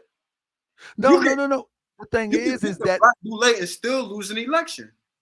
The thing is that the whole thing in a nutshell is that it's not so much the black boule having any power, it's having influence.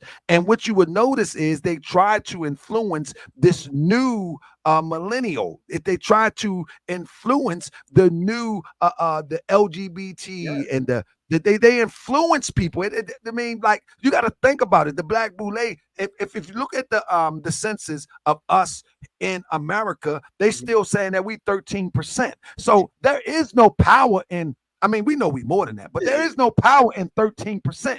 So it's all about influence at the end of the day. That's what it is. And again, whether people like Kamala Harris or not, she is the only choice that they can go with. There is no other familiar face. There's no other choice. Those other names is just like what like the experts and other people is like whispering around because of money and white donors and things like that. That's what they on. Are you voting for Trump? Nah, I'm voting for Cornel West. You vote for Cornel? Yeah, even though he a swirler, but I'm gonna vote for him. Yeah, Cornel a boule. Cornel is a boule, but that's why I'm voting for him because I'm a reparations on this platform. I mean, he get on my nerve, man. But I'm like, It's either I vote for Cornel West or I just stay on the couch, bro. Like, because at the end of the day, I know Trump gonna win. I studied the analysis on this already. I believe Trump is going. Listen.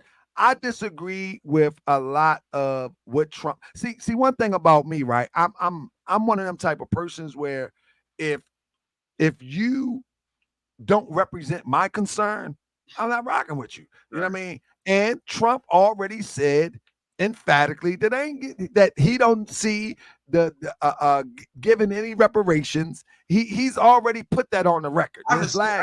I haven't seen that on Wax anywhere. Trump. Yeah. On his last campaign, he said that they asked him, "Do he support reparations?" He said no, and he don't see reparations being a thing. Well, Kamala Harris and Joe Biden, they didn't support it either. So I ain't even.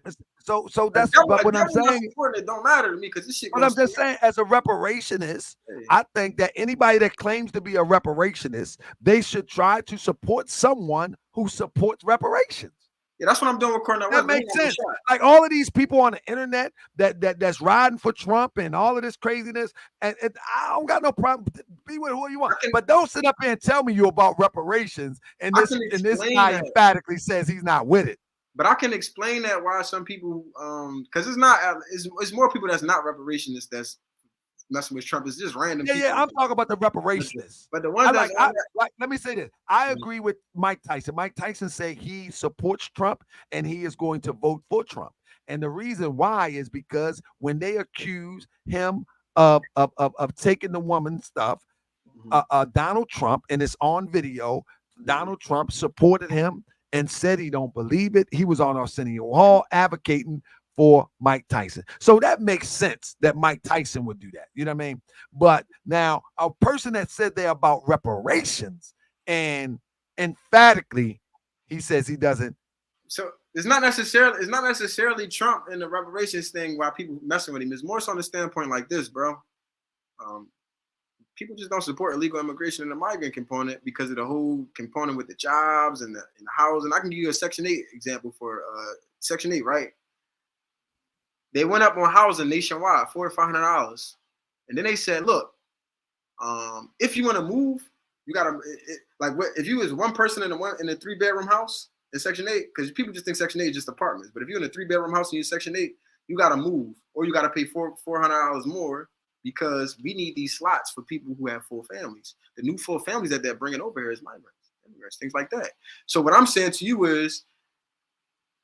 People are looking at that and then looking at their cities. People in Chicago, people in New York, people in some of these places, LA, for example, they're looking at that and they're like, "Damn, I ain't gonna lie, it's looking a little different around here. The neighbors is changing. When you start talking about the businesses, we got, you know how they be having, y'all got them in Baltimore. You know those spots that sell hookah and all that. They also be selling weed in there. Now imagine if there was people in that, John. But let me say this. I'm going to jump out the window with this one, but I got a parachute. I'm actually glad it's happening. Here is why. One thing for sure and two things for certain. We are going to be forced to get ourselves together. Mm-hmm. They are replacing us as the working class. Yes. They're not taking our jobs. There's no such thing as our jobs. They're taking the jobs. You know what I'm saying? As the working class. And if we don't work up, if we don't wake up, then we deserve, I'm sorry, brother. We've been in this too long, brother. We've been under this oppression too long to not acknowledge what's going on. If we are being displaced and replaced and we're crying about Section 8, we're crying about housing, and we ain't doing nothing, and the leaders is not doing anything to reestablish us as a force in this country, we can't blame. This country has always put us on the back burner. They've always put us on the sideline. And we think somebody is doing something at the borders, but we're not doing nothing at the borders. They letting the people in. And in fact, this is a conversation that nobody talks about. It's too late because we are 3-4 generations in. They are already citizens and they're going to replace the vote. No, we're not talking about that. We're talking about the new stuff. I'm talking about immigrants that are citizens now that came across the border 30 years ago, 20 years ago. They're grown up now, and now they have a voting block. And now all of those other groups. First of all, all those other. I'm talking about the immigrants. We talk about the immigrants that come in every year, but nobody talks about the ones that came in the 80s, that came in the 90s, that came in the 2000s. And these people are grown now, and now they can have a voting block. And this is why they busting them into Chicago. They're going to take the vote. Politically split though. You have some that are Republican, some that are Democrat. It don't matter. They can split the vote. But they're not all thinking along the waves of. They can split the vote. It doesn't matter. When you understand politics, bro, that it doesn't matter as long as they can split the vote. Once they learn listen, political science is a real thing. Once they understand how many can split the vote in favor the one that they want in office, then they move. You know what I mean? I'm just saying that what I'm saying is that they are the replacement of the working class. But they are the replacement. And guess what? What group of people is advocating for us to say, hold up, we're being replaced. Let's get it together. Where they at? That's what I've been saying from the rip, bro. That's why. But how many people? Where are they at? It's thousands of people out there, man. It's like, listen. No, I hear crying. I don't hear no advocacy. I hear crying. Look what they doing. They taking the job. Bro. Some people is crying, but then you got some people that's advocating, and in the mix of that. And which way are they advocating for those that are being replaced? Huh? How are they advocating? What roadmap are they taking to say, okay, Okay, they say I seen like some of the things on Twitter or on what is that TikTok, whereas though they're in the city hall and they up there yelling at the people. You know what I mean? Y'all giving them money. And then they go home and then they put out their homes. And so I'm saying, what is the resolve? So I see a bunch of yelling. I'm not in Chicago, so they got that crisis going on. So I don't, you know what I mean? But what I will say is that one of the parts of advocacy is creating the Freemen Bureau's office to be remnant of what these other individuals have that are benefiting them. You're wondering how they're getting here. They're getting here because they have nonprofit collaborators that work with that office to get all. They letting no. The government letting them over the border, bro. Yes, Joe Biden and them. We've been through that. That ain't even a situation. Trump too. They came in with Trump too. All of them working together. They did. Listen, they did, bro. But you got to remember, he was building a wall because he seen how this was going to happen. No. He said he was going to build a wall, and Mexico was going to pay for it, but the wall never got built. What are you talking about? The wall is not complete. He was still building. I don't want to get on the wall. 11 million people came. Listen, 11 million people came in the past 3 years. We've never seen nothing like that in our lives. How did they get this count? Huh? How did they count these individuals? Got the count from when people was checking into the little migrant situationals and the come on, bro. program. That's propaganda, bro. That's propaganda, bro. They not here counting people crossing in the border. Ain't nobody checking in at 11 million. Hey, you say it's propaganda, and I see things looking a little different. I'm telling you that they're coming in and they're letting them in. And what I'm saying to you is Biden and them that's letting them in. The Democrats have always been the whole government. We're being replaced. I understand that, but what I'm saying to you is they are two wings of the same bird. For sure. But what I'm saying to you the working class is being replaced. They're being let in by both sides. Yeah, but we know that. But what I'm trying to point out to you and your peoples today is this. The Democratic Party is pro-illegal immigration. The Republican Party is not pro-illegal immigration. They both might be pro-legal immigration, quote unquote, whatever that is. But both of them, one is anti-illegal and one is pro-illegal. And what's happened with illegal immigration or migrant crisis, whatever you want to call it at this point, they've made that a propaganda talking point on both sides of the spectrum. And now you have people who not only feel sorry for these people, just like you said, you want them to feel bad for you. I don't want black people to feel bad for us. You know what I'm saying? I want America to know, like, damn, you gotta have some type of sympathy. But with us, how I'm doing it with us is different. You got some people that want sympathy. It's other people and other elements of the movement, so you gotta let them do their thing. I'm Black Power, stand down tight. Other people, they're not on that. They on what they on. But I'm saying the migrant crisis is a crisis because people feel sorry for them. That's why billions of dollars have been fluctuated that way. And then you got people that feel bad about the shit. Not people that feel bad, people that's like, yo, I'm with that. So you gotta, I'm just saying with politics, man, it's so many different angles and viewpoints that you can maneuver with it. But me personally, like, I don't care if people on some type time like, oh, y'all big and okay, watch when I get this joint. Let's get your first and last name and let's take that and we'll just give you the form. We're gonna send you the form when the bread comes and say you've already you alienated yourself about this peak. That's what we're gonna be doing to people because when niggas say, oh, I don't want it, oh, I ain't that, oh, I don't that. Boy, please, that's 60 to 80K, 100K a year. Once that joint hit your account every year, you're gonna need that. When that business grant come through, you're gonna be wanting that. When they talking about that land, you're gonna be grabbing that. I ain't trying to hear nothing from nobody that niggas is stuck in the basement still. We've been crawled about at the basement. But let me say this. I'm of the thought that the same way that the time is spent on expecting them to give something, I think that we are bright enough, intelligent enough, strong enough to build our own. I think that we are just as competitive as the Indians that take over what is that, Dunkin' Donuts. I think we're just as competitive as the Mexicans that took over McDonald's around the country. I believe that we as a people need to go into a huddle and come out fighting. That's what I think. I think we need to come out fighting economically. I think we need to come out fighting politically. And I think we need to come out and understand that we need to be in a nation, but a nation. In other words, that we fight for ours, no different than the Chinese fight for what they call Chinatown, and they got their own police in China. We need to build something. We need nobody's going to believe us. So you don't think they're getting governmental money? You don't think none of them people get government some money? They're getting plenty government money, but they went into a huddle first. They didn't just, we're all over the place. We're doing the same thing that our forefathers did in the 60s. And we're marching. You think we're they all together? Keep it asking. You really think they all together? No, I don't think they're all together. But guess what? But you just said you want us all to be together. No.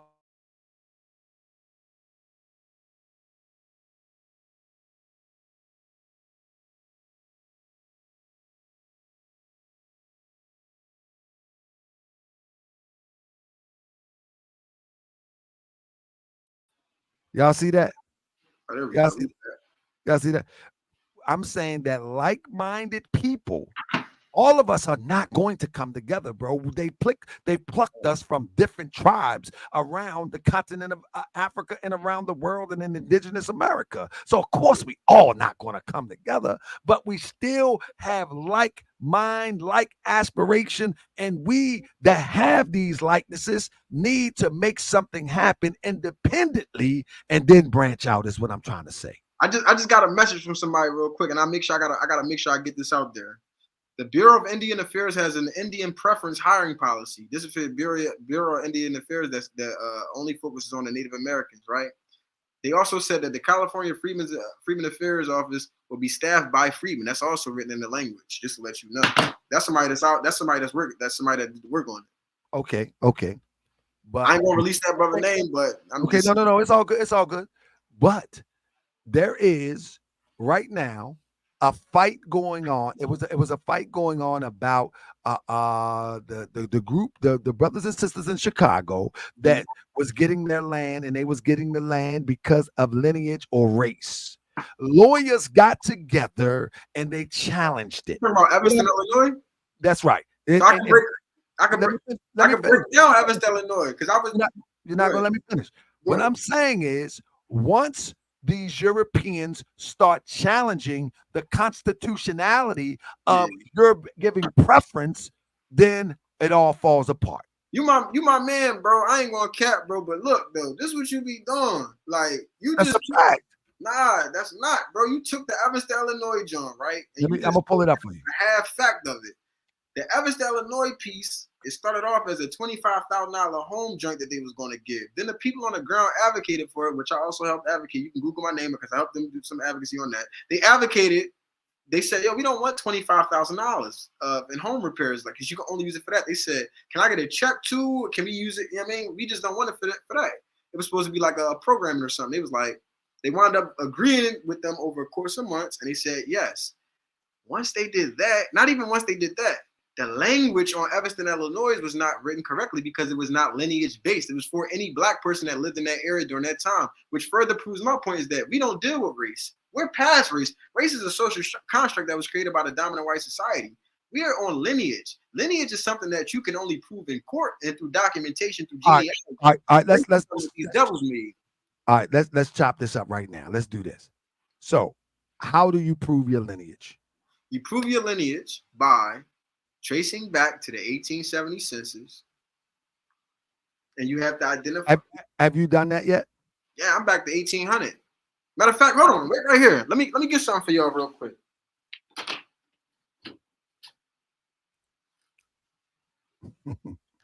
So listen, family. I don't know why I get so much flack because I'm saying that we should independently try something. I think for the longest post-slavery, we have always.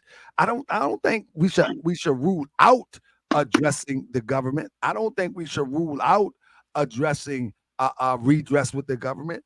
But I haven't seen one of us, a group of us, like-minded of us, move independently opposite of the government yet.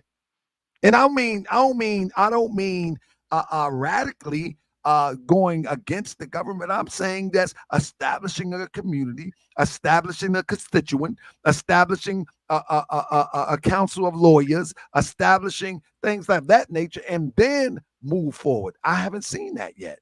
And I'm saying why we have so much knocking on the door of the government when we have not seen that yet.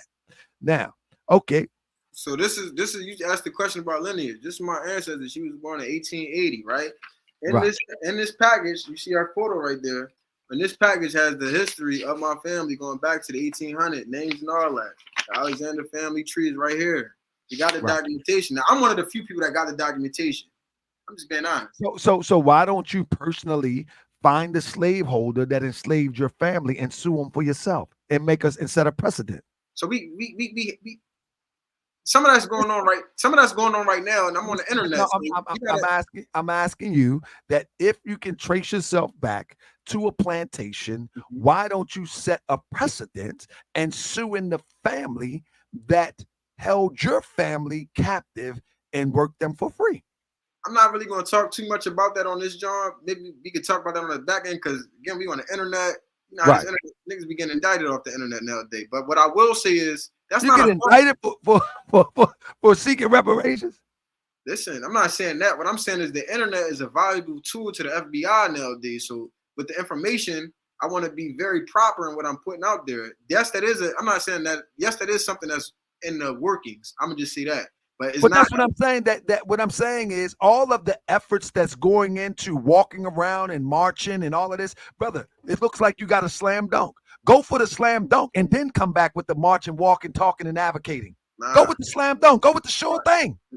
Because one thing for sure, two things for certain. You go with the slam dunk, which is not a slam dunk. But if I go with the perceived slam dunk, you know what happens? All eyes are on me. And what happens is you give your life as a sacrifice in order to set a precedent. You gotta let me land, because when all eyes is on me and all eyes is on you, when you still an impoverished Negro in society, what happens is it's easy to get you. I'm gonna talk to you. I'm gonna call you probably tomorrow, but I'm gonna break this down to you on this joint. If you're still impoverished and you're still doing what you're doing, if it's too easy. You're scared to get wealthy because of people going to target you, then you don't deserve to be wealthy. You misconstruing what I'm saying. What I'm saying to you is, as I'm advocating, I'm not advocating in a standpoint of me, like I'm advocating me being poverty stricken right now, right? As I'm continuously advocating, I need to make more money to better protect myself, because I'm not about to be one of them activists that's out here dolo with. Bro, you don't got to be on the internet. You don't have to be on the internet telling people what you're doing. You don't have to be on the internet saying that you're seeking legal action against the families that enslaved your family. You don't have to do that. You just said the first, so the media is gonna take that, right? Once the media takes that, bro, you're projecting at this point, bro. I'm not. If you just said I'm gonna be the first, you don't think that's gonna be headlines, bro? You're projecting. I'm telling you how my brain works in these things, right? If you're saying, yo, Khaleef, you should be the first person to go sue, da-da-da. Now, obviously, that's already a work. That's already a situation that's already been situated, right? But again, when you're telling somebody, go out there, put yourself in the limelight, not for criticism, but for potential. No, I'm not saying that you need to tell us that you're doing that. I'm just saying that makes sense to me. That if I had a slam dunk and I thought that it was a plausible thing to do, that it would actually work. You know what I'm saying? It would actually work. Then what I would do is I wouldn't say nothing. I just keep moving. Look, I got a couple little things that's legal action going on now with, and nobody heard me say nothing about it in 2 years. Nobody. People think it's all dropped with moist lips. People think it's all dropped. Ain't nothing dropped. Let me answer. I ain't got to say nothing. Let me answer. What I'm saying is, you can move. You ain't got to say nothing. Nobody know. For sure. Let me just answer this question here. He wants to get wealthy from activism. No, I do other things outside of activism that don't have nothing to do with activism, that I make money doing. And what happens is when you're doing activism, it's for the free, which I don't mind. That's what it is, right? But when you're doing these things to get bread, not even just that, when you're doing activism things, it puts a spotlight on. It put a spotlight on you, whereas though you have all types of agencies and different things like that that's up on you. Let me say this. I can trace myself back also. For sure. I can trace myself back. I mean, literally. I got all my receipts.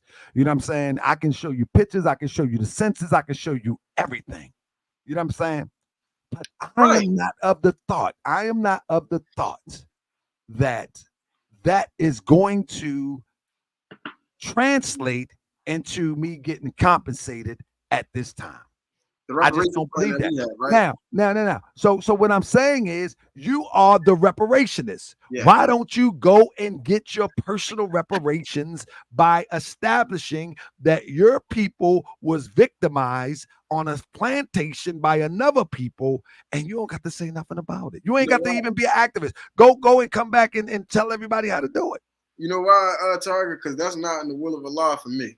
Allah told me, he said, Leaf, you're going to advocate for Black Americans, and you are going to advocate for reparations. You're going to advocate for these things. You're going to advocate for your family, but you're going to also advocate for these things. Bro, but you giving yourself as a sacrifice to be an example of proof in the pudding. You got all the receipts that establishes your family being victimized. Why? That's what I'm saying. But I'm not of the same thought as you. You know what I'm saying? You said in the beginning you wanted to file a lawsuit against the government. No, I think it needs to be. Listen to what I'm saying. Okay. I think it need to be a class action. That's where I'm at with it. I think it need to be a class action. That's the difference. That's why I say we need to come together into a huddle. I'm saying that, but you being a reparationist, right? Mm-hmm. And you believe that you're going to achieve reparations. Sure. Why not first?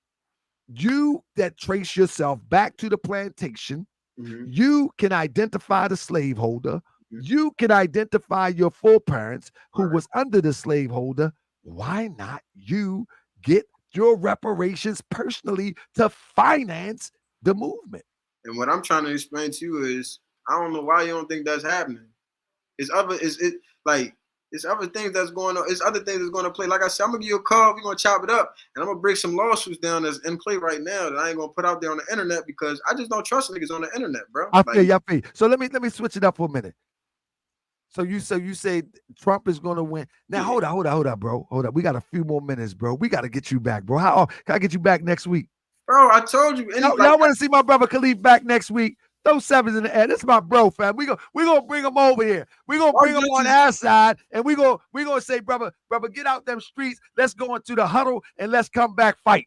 Our joint is electrifying because me and you can disagree, but it's cool because you my brother, bro. I love what you're doing, bro. I love what you're doing, and I don't think that we become intelligent without a challenge. I don't know why people are so sensitive, bro. I love what you're doing, bro. I wish it was 1,000 of you, bro. I'm real talk. It's just not. It's a bunch of, like you say, 50 and 60-year-old, all washed up on the internet, talking about they doing this and doing that, and they don't put their boot or tennis shoe on the ground. You know what I'm saying? And the only time they show up is when an event happens. You can't catch them in City Hall by themselves with a briefcase. You can't catch them down at some type of office with their claims, and you can't catch them nowhere except as an event. So I'm with you on that, bro. But bro, I got to cover this. Look, everybody said we got to come back, bro. Bro, you said I said Jamaicans founded hip hop, bro. I never said that, bro. That's what it sounds like, bro. I'm gonna keep it a being. It sounds like you said Ricans and Jamaicans. Let me say what I said. Like that, Joe, bro. No. Let me say what I said. I said in the Bronx, at the establishment of hip hop, we all lived in the same communities. We wasn't exclusive in communities without, especially in the Bronx. In the projects. The Bronx today or the Bronx in yesteryear? No. The Bronx of the 70s. That's false. The influx came in the 60s, brother. Influx came in the 60s. No. The influx came in the 60s. And my point is that we were in the same communities, and it's illogical to think that we were on an island to ourselves, and we was by ourselves and developed hip hop. I'm saying that I believe that we are the predominant expression of it. I believe that we are a class act in it, but there is no doubt in my mind that Puerto Ricans was in the same community with them children, and they all children spinning on cardboard, in parties dancing together, and the like. That is just me. So I just don't see it the other way. And I got flyers to prove it too. So you said is it different between somebody participating and creating? Well, who is the creator? We know who the creators is. Who? The creators of that are the offspring of the children that listen to soul and funk. I'm asking you now. Give me a name, place, and time. Who's the creator? You're gonna say DJ Kool Herc, and I'm telling you that. No, I didn't say nobody. I don't think DJ Kool Herc is the creator. Oh, but that's what they're thinking, right? What I'm saying is there's no one creator of any genre. That's the point that I'm making. Brother, you just said what I said. No, but that's the same. But look, when they're saying that Jamaicans created hip hop, they're only saying that because of Kool Herc. I don't believe, but nobody believes that Kool Herc created hip hop. That wasn't the scenario. The scenario is that Kool Herc took it to another level when creating the breakbeat system. All he had was the biggest sound system. But listen what I'm saying. When we emphatically says that we created something, then we should have a person, place, and we should have something distinctive to say that. Or in other words, that's not a good statement. That's not a true statement. And I don't disagree with you in regards to that. But what I do got to say to you is, bro, hip hop does not have any inspiration from reggae, reggaeton, Spanish sounding music, none of that, bro. Bro. In reggae, they talk over mics just like in hip hop, dude, bro. Bro, they didn't even have. Listen, bro, they didn't even have microphones in the '60s in Jamaica, bro. What you talking about? They didn't have microphones in the '60s, bro. You better stop, bro. Nah, but look, let me keep it a bit. Listen. Let me tell you something about us, brother. Let me tell you something about us. Whatever we get into, it becomes ours, no matter who participated. The point is that we are dominant, bro. We dominate everything. But nobody can convince me that there was not Puerto Ricans in the projects. In the foundation of hip hop. Ain't nowhere in the world, bro. You're thinking of the Bronx today, bro. The Bronx back then wasn't like that. It was I've already pulled up the episode. That's why I called you. This is what I'm telling you. I've seen the episode. Bro, you got people that was in the Bronx, that you got Puerto Ricans that was in the Bronx. Have you seen Grandmaster Caz what he said on this topic? Listen, yeah. And guess what he said? He said they were with me, but they did. But listen to this. That's a good thing to say now that this conversation is being had. But you got Puerto Ricans that also countered that. You know what I mean? That countered that and say, no, we were creating it with. And where's the influence? Where's the influence? You have the influence from the 5% God bodies in hip hop, ciphers, rap ciphers. You have your b-boys. You have these different concepts in hip hop from Black America. You don't have no influence. All right. Let me ask you this, Dr. Dahl. He was talking about the rap portion of hip hop. What portion of hip hop are you talking about? The whole thing? Because they break it down into segments. They break it down into breakbeat, graffiti. The first breakdancer was black. The first person that was doing graffiti was Cornbread up out of Philly. He's still alive. Old head. How old was he? Cornbread, he about like 70 something now. So he probably, you talking about 50, 60 years ago. He probably like 16, 20. Up out of Philly. In the 60s, he started it. Late 60s, he started doing this. All right, listen. Cornbread out of Philly, bro. You can check him out. One of the first, he the first graffiti artist that these people really knew about. That's one. Breakdancing. The first, we know the first breakdance. All right, listen. DJ Disco Mario. Hey, listen to me. DJ Disco Mario, who was DJ. Listen to me. Cornbread was the first graffiti artist, according to you, right? Give me 1 second. I'm about to show you something. Let's see what you about to show me, bro. Because I know you know what I'm about to show you. I know I'm laughing. It doesn't make sense, bro. Let me show you something. Why is this page talking about Tariq nonsense? Huh? Talk to me nicely or talk to me politely. What are you talking about, man? Hold up 1 second. Let me show you something real quick. Talking about a boy I don't even know. I can't stand when people bring up niggas I don't know. Look. Bro, you mean he was 10 years old tagging graffiti? That's what you telling me? Let's see. He was born 10 years old, bro. It said, first of all, I said 1968. That's when it first. No. Listen what I'm saying. Yes. He was born in 1953, right? Yes. And so what date he started tagging? They say 1968. How old was he? 15. So he was 15 years old. My bad. I said 10. He was 15-year-old and became world renowned for graffiti. You're talking about world. Nobody didn't stop. Before I even finish so that's what I'm saying. How do we confirm this? I'm about to give you a point. But the point that I'm making is, how do we confirm it? Before I even get to the cornbread, watch this. Was DJ Kool Herc world renowned in 1980? No.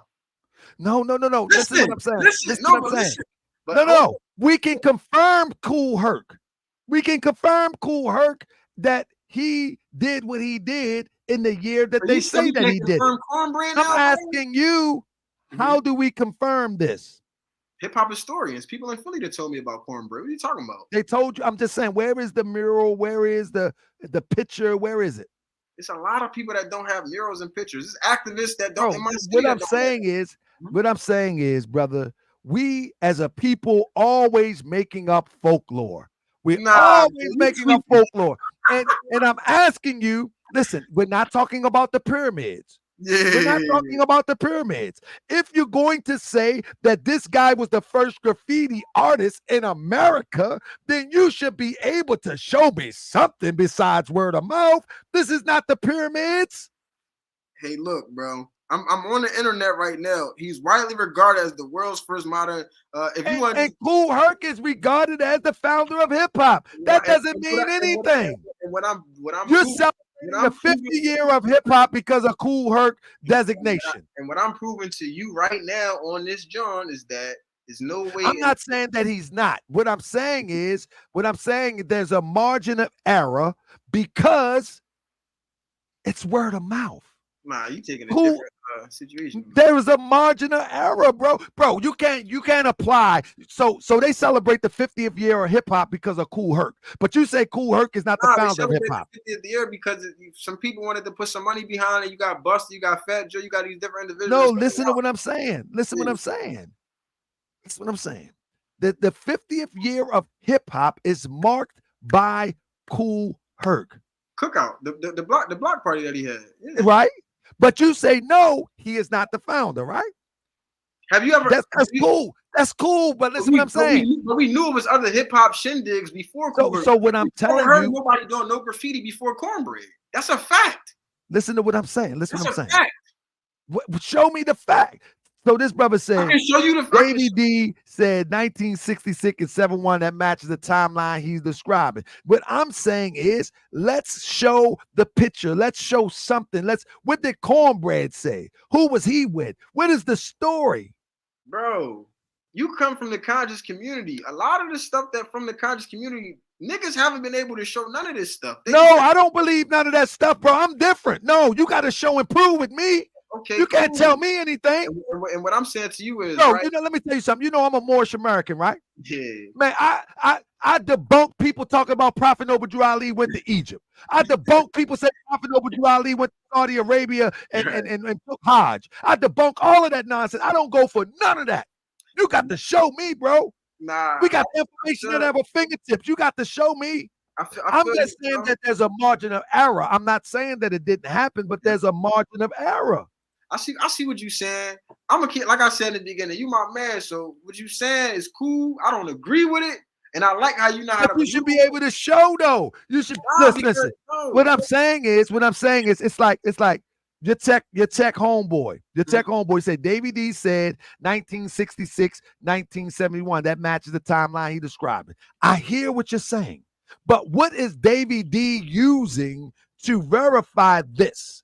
That's all I'm saying. And if we don't have that, then there's a margin of error. Listen what he said. Davey D said it. The preacher said Jesus is coming. There's a margin of error if Jesus ain't come yet. It's all I'm saying. We're not talking about the Medunetta on the pyramids. We're not talking about did Muhammad fly across Mecca 1500. We're not talking about that. We're talking about just yesterday. I ain't gonna lie, cool. That's fair. But again, what I'll say to you for this conversation and the meanings and the purposes I'm of not it. saying it didn't happen. Don't say that. I'm not saying I'm that. not saying. What I'm I'm saying is people are making things definitive when they don't have nothing to stand on. And this is how we stand on it. And I'm gonna use the Kool Herc situation as an example. Via hip hop historians, we can verify that DJ Disco Mario was Ben scratching in 1960, 1969 when he was on the James Brown joints. We can also verify that there were hip hop block parties and cookouts in 1969, 70, 71, 72, 73. We can verify all of this. We cannot verify anybody doing graffiti before cornbread. Okay, I got you. And that's the argument. I hear what you're saying. But that's talk. What I'm saying is when I think we at the state now as a group of people, right? Mm-hmm. We as a people, we need to stop believing what people say when we got information at our fingertips. We should be able to rediscover truth for what it is and not for what somebody said it was. This is one of the problems that Moors have with me because I throw them under the bus about lies about Prophet Noble Drew Ali. Most people on the internet believe a whole bag of lies about the Moorish Science Temple of America and the teachers of the Prophet Noble Drew Ali because people have been passing down crazy stories like Prophet Noble Drew Ali went to the White House and got the Moorish flag, like this goofy stuff. Prophet Noble Drew Ali got lost into the pyramids of Cheops, and when he came out, they said he was a prophet. Man, what you talking about? Show me. And I tell them the same way. I use the same parameters to govern myself on life. Show me the manifest where Prophet Noble Drew Ali boarded a ship to Cuba. Not to Cuba, to Egypt, and then we can have a conversation. Show me where the Prophet Noble Drew Ali showed up at the White House. We can have a conversation. Then the same thing I'm saying is, I'm not saying it's wrong, but everybody's repeating it. Show me something. I mean, like I said, the way I we gonna do it. Somebody told me get Lord Jamal on here, prove that he's all over the place. Yeah, I was about to say, yeah, Lord Jamar, he out here killing niggas every time he get on the joint. Niggas don't even want to debate him. And what I'm saying is, obviously Lord Jamar, he got people that was there who can verify it. And all I'm doing is going based off not even what he's saying, other individuals who've been saying this, because this whole hip hop thing, this ain't new. This 2-3 years ago. You feel me? Like this, I told my old head about this like 2-3 years ago. I said, yo, you know they saying that Jamaicans and Ricans created hip hop, right? Hip hop head for real. He said, that's crazy. I'm like, yeah, that's what they saying now. He's like, nah, no way. I'm gonna hit him up after this and send him this John, and I'm gonna send him the other John. Like, yeah, they really saying that. Like they've been saying. Please, God, can you hear me? Hey, brother, this brother Talker Bay, bro. I keep getting people saying, "Bring Lord Jamal on the show. Bring Lord Jamal on the show, bro." I know you've been busy lately. Somebody just said in my chat, bro, get Lord Jamal over here. I don't know if they saying I'm all over the place or the brother all over the place. Get Lord Jamal on here so he can straighten it out. And Khaleef said that you just chopping everybody out. Killing everybody. Hey, bro, hold up. Can y'all hear? Say what, brother? There's nothing to straighten out. Hey, Lord Jamal, I'm going to call you tomorrow, bro. You got to come on here for at least 30 minutes. I know you're busy, bro. You got me, bro? Man, let me see what you know. Let me see, man. No, not tomorrow. You ain't got to come up here tomorrow. I'm going to call you tomorrow and see if we can arrange something, man. Man, you've been requested on Morse World TV for a minute, bro. You got me? Yeah, that's tough. Yeah, hit me tomorrow. All right, I'm going to hit you tomorrow, all right? All right. All right, bro. Peace. Good so I'm that's my man.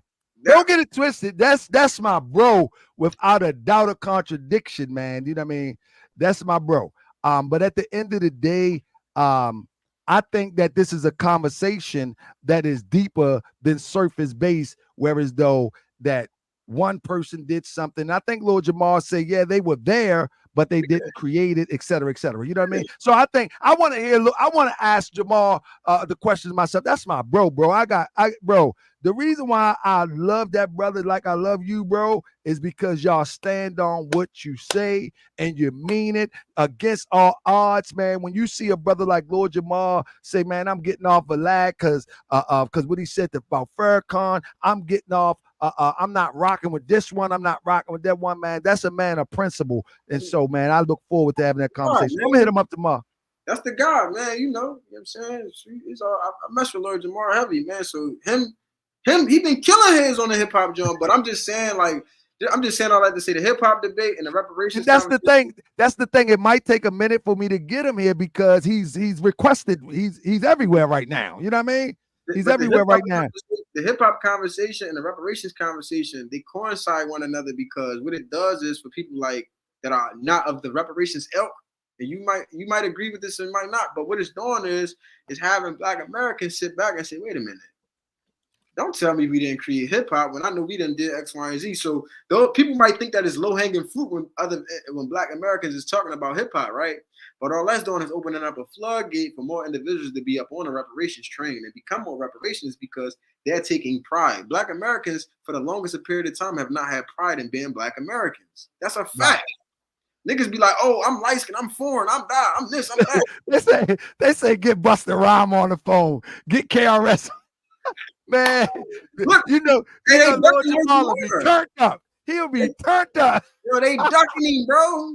But that's what I'm saying. Yeah, you know, and I agree with you on that. You know what I mean? When they made them statements that they made, they were supposed to address that with the God. They were supposed to. Hey. 1000% correct. They were supposed to address that. You don't make a statement and then someone challenge you and then you go silent. You know, that's the element. We supposed to be and then KRS-One say he's the teacher.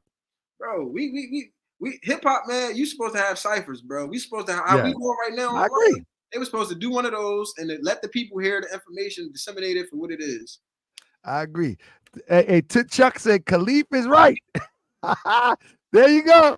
There you go. But bro, anything, bro. Now you know we got to hit on a couple other topics, but next show, bro, you got to give me a list, bro, so we can come and get it rocking. I got to bring you back. I got you, bro. You know, bro, you know what happened? There was a confusion and that's why Jamar said, who is this? There was a confusion in my numbers. You know what I'm saying? Oh, yeah, you got the two. That's what it is, bro. I'm like, why? It was that's you hear Lord Jamar got my number locked in, but there's a confusion in my number because I had to flip it. You know what I mean? Yeah. I had to flip it. So that's why Lord Jamar was like, who's this? Right. Yeah. But that's my bro, man. Shout out to Lord Jamar, man. Shout out to you, bro. Shout out to this conversation, bro.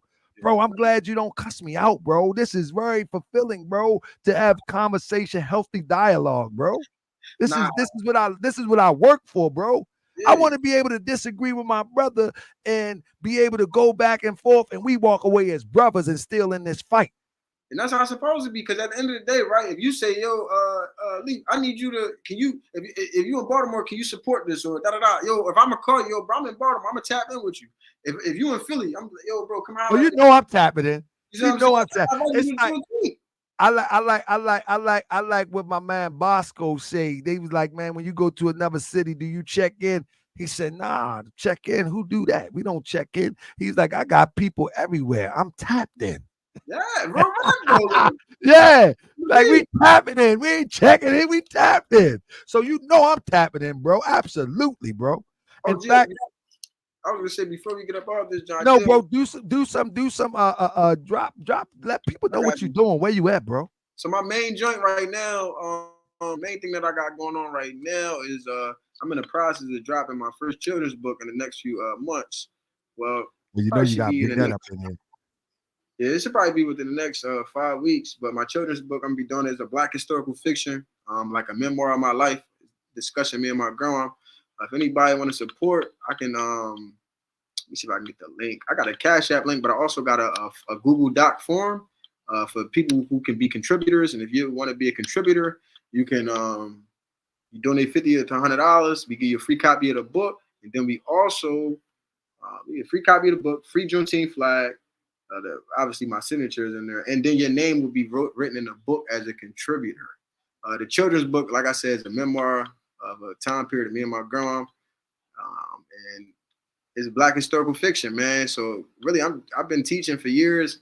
I'm just gonna stick to the school thing, but as I'm in the schools and advocating what I'm doing, I'm trying to get these books in there that's speaking and focusing on Black historical fiction and legitimate. Bro, go and find the family that enslaved your family and get that money. And let me Nah, hold bro, up. I'm not. We on that. Let me It's hold up. we on that, bro. It's just one of those type of things where it's those like in the mix of us on that. Like I'm still an advocate for what I'm on, and it's kind of like taking on so many battles at once. Like it's like how many battles is you really gonna be fighting at one time? Like Well, I tell you what, it's a guy right now named I would like to get him to talk to Lord Jamal, Dr. Derek Cologne. And he has yeah, he got a documentary coming out, and he got the people that was there in his documentary, bro. The thing is, listen, popularity doesn't mean correct. Just like in hip hop, we had a lot of popular rappers that didn't have popular bank accounts, and we seen them later in life. Like, man, what's going on? And it's the same thing with these conversations. Some conversations are more popular than other. That don't mean that they right and exact. And Dr. Cologne, he's fighting this. He fighting this like his life is on the line about this. I don't even think it's that serious for real. I ain't even tripping. Cause he want to beat man. He see the bag. He see the bag and he see the inclusion. This is that minority inclusive stuff. This is why we ain't on that no more. We only Black Americans. We only trying to feed the people, feed our people. They asked me, they said, Lee, damn, you ain't messing with this person. I don't mess with nobody that's trying to do everything for all people. I'm only worried about us. Hey, uh-oh. You FBA. Come on, man. I'm just messing with you. You know what I'm saying? Like, I'm really, you know what I'm saying? I'm messing with you. But Brother Khaleef, what's your you got your Twitter, Facts215 at Facts215. That's your Twitter? Yeah, 215. Yeah, underscore. Bro, why didn't you create like a YouTube, bro? I told you that last time. I got a YouTube and I was doing podcasts, but the way how my life be going, bro, it'd be difficult for me to get consistent with doing these. And then I be just doing multiple things at a time. So to really lock in on the YouTube, John, it'd be hard, bro. I'm not even gonna lie.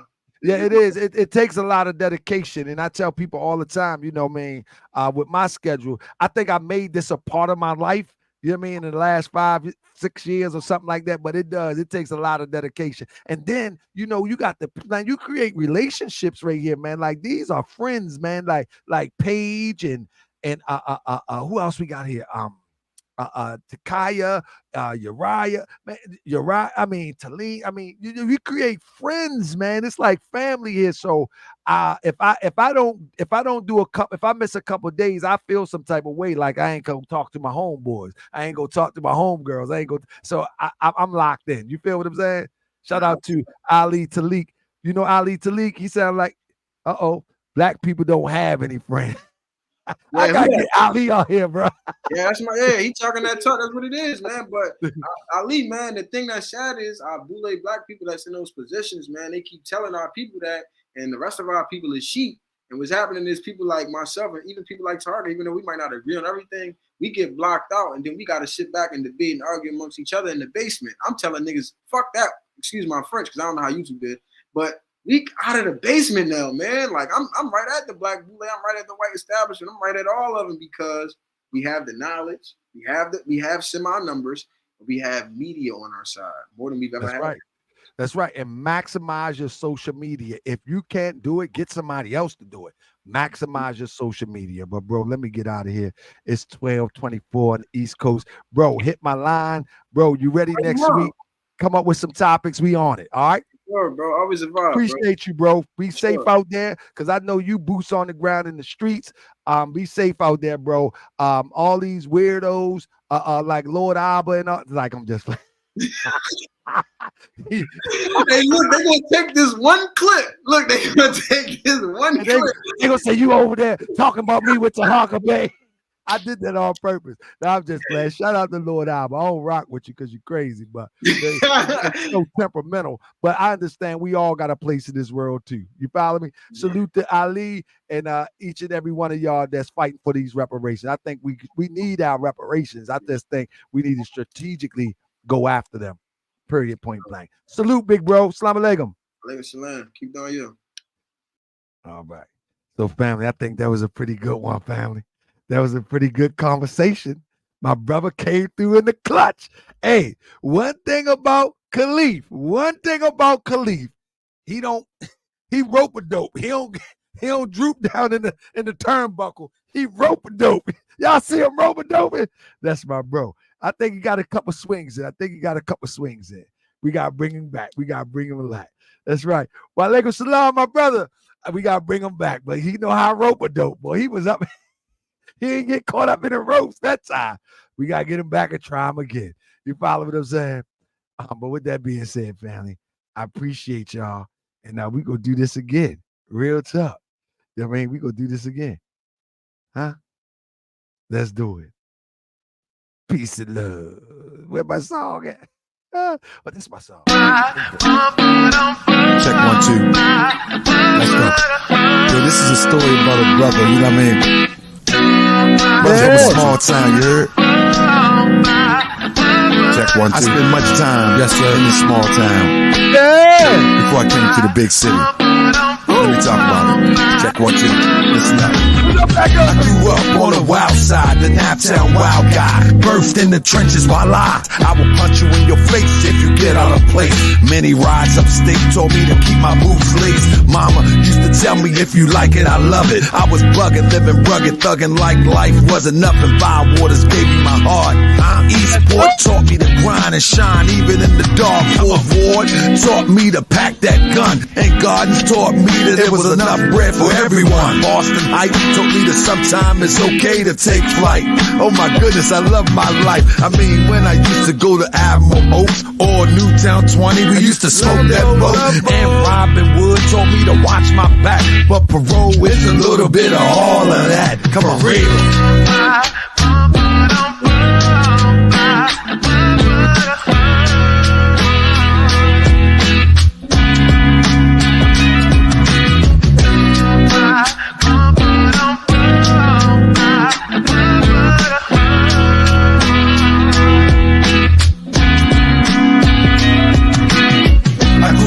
The system wasn't Muslim or Christian, just a hard-headed fool that wouldn't listen. Mom was the greatest, yeah, she was a law to me. She gave me her all, but I still would fall victim to them lames and end up in them chains. 23 and 1 could drive any man insane. Instead, I reflected on the pain in the past, on how my pop was a ladies' man, took the wrong path, and feeling abandonment made me rebellious. Everyone predicted that I would be a failure. Did it in prison, serving a life sentence. But when I found the prophet, I had to bear witness. Oh Lord, if I can get you to think again, I woke up that day, you can save yourself. I woke up that day. I bought you everything you need to save a nation.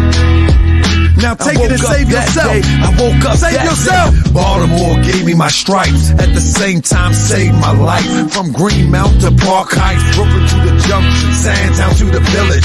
I was schooled by the illest, realest drug dealers. Reformed and refined with a renewed mind. Yeah, it took me a minute, but ultimately I shine. I didn't flip the pack, started bids from scratch. Got on a bus and I put the temple on my back. Let's go. What up, little Mike? What up, so family, you know.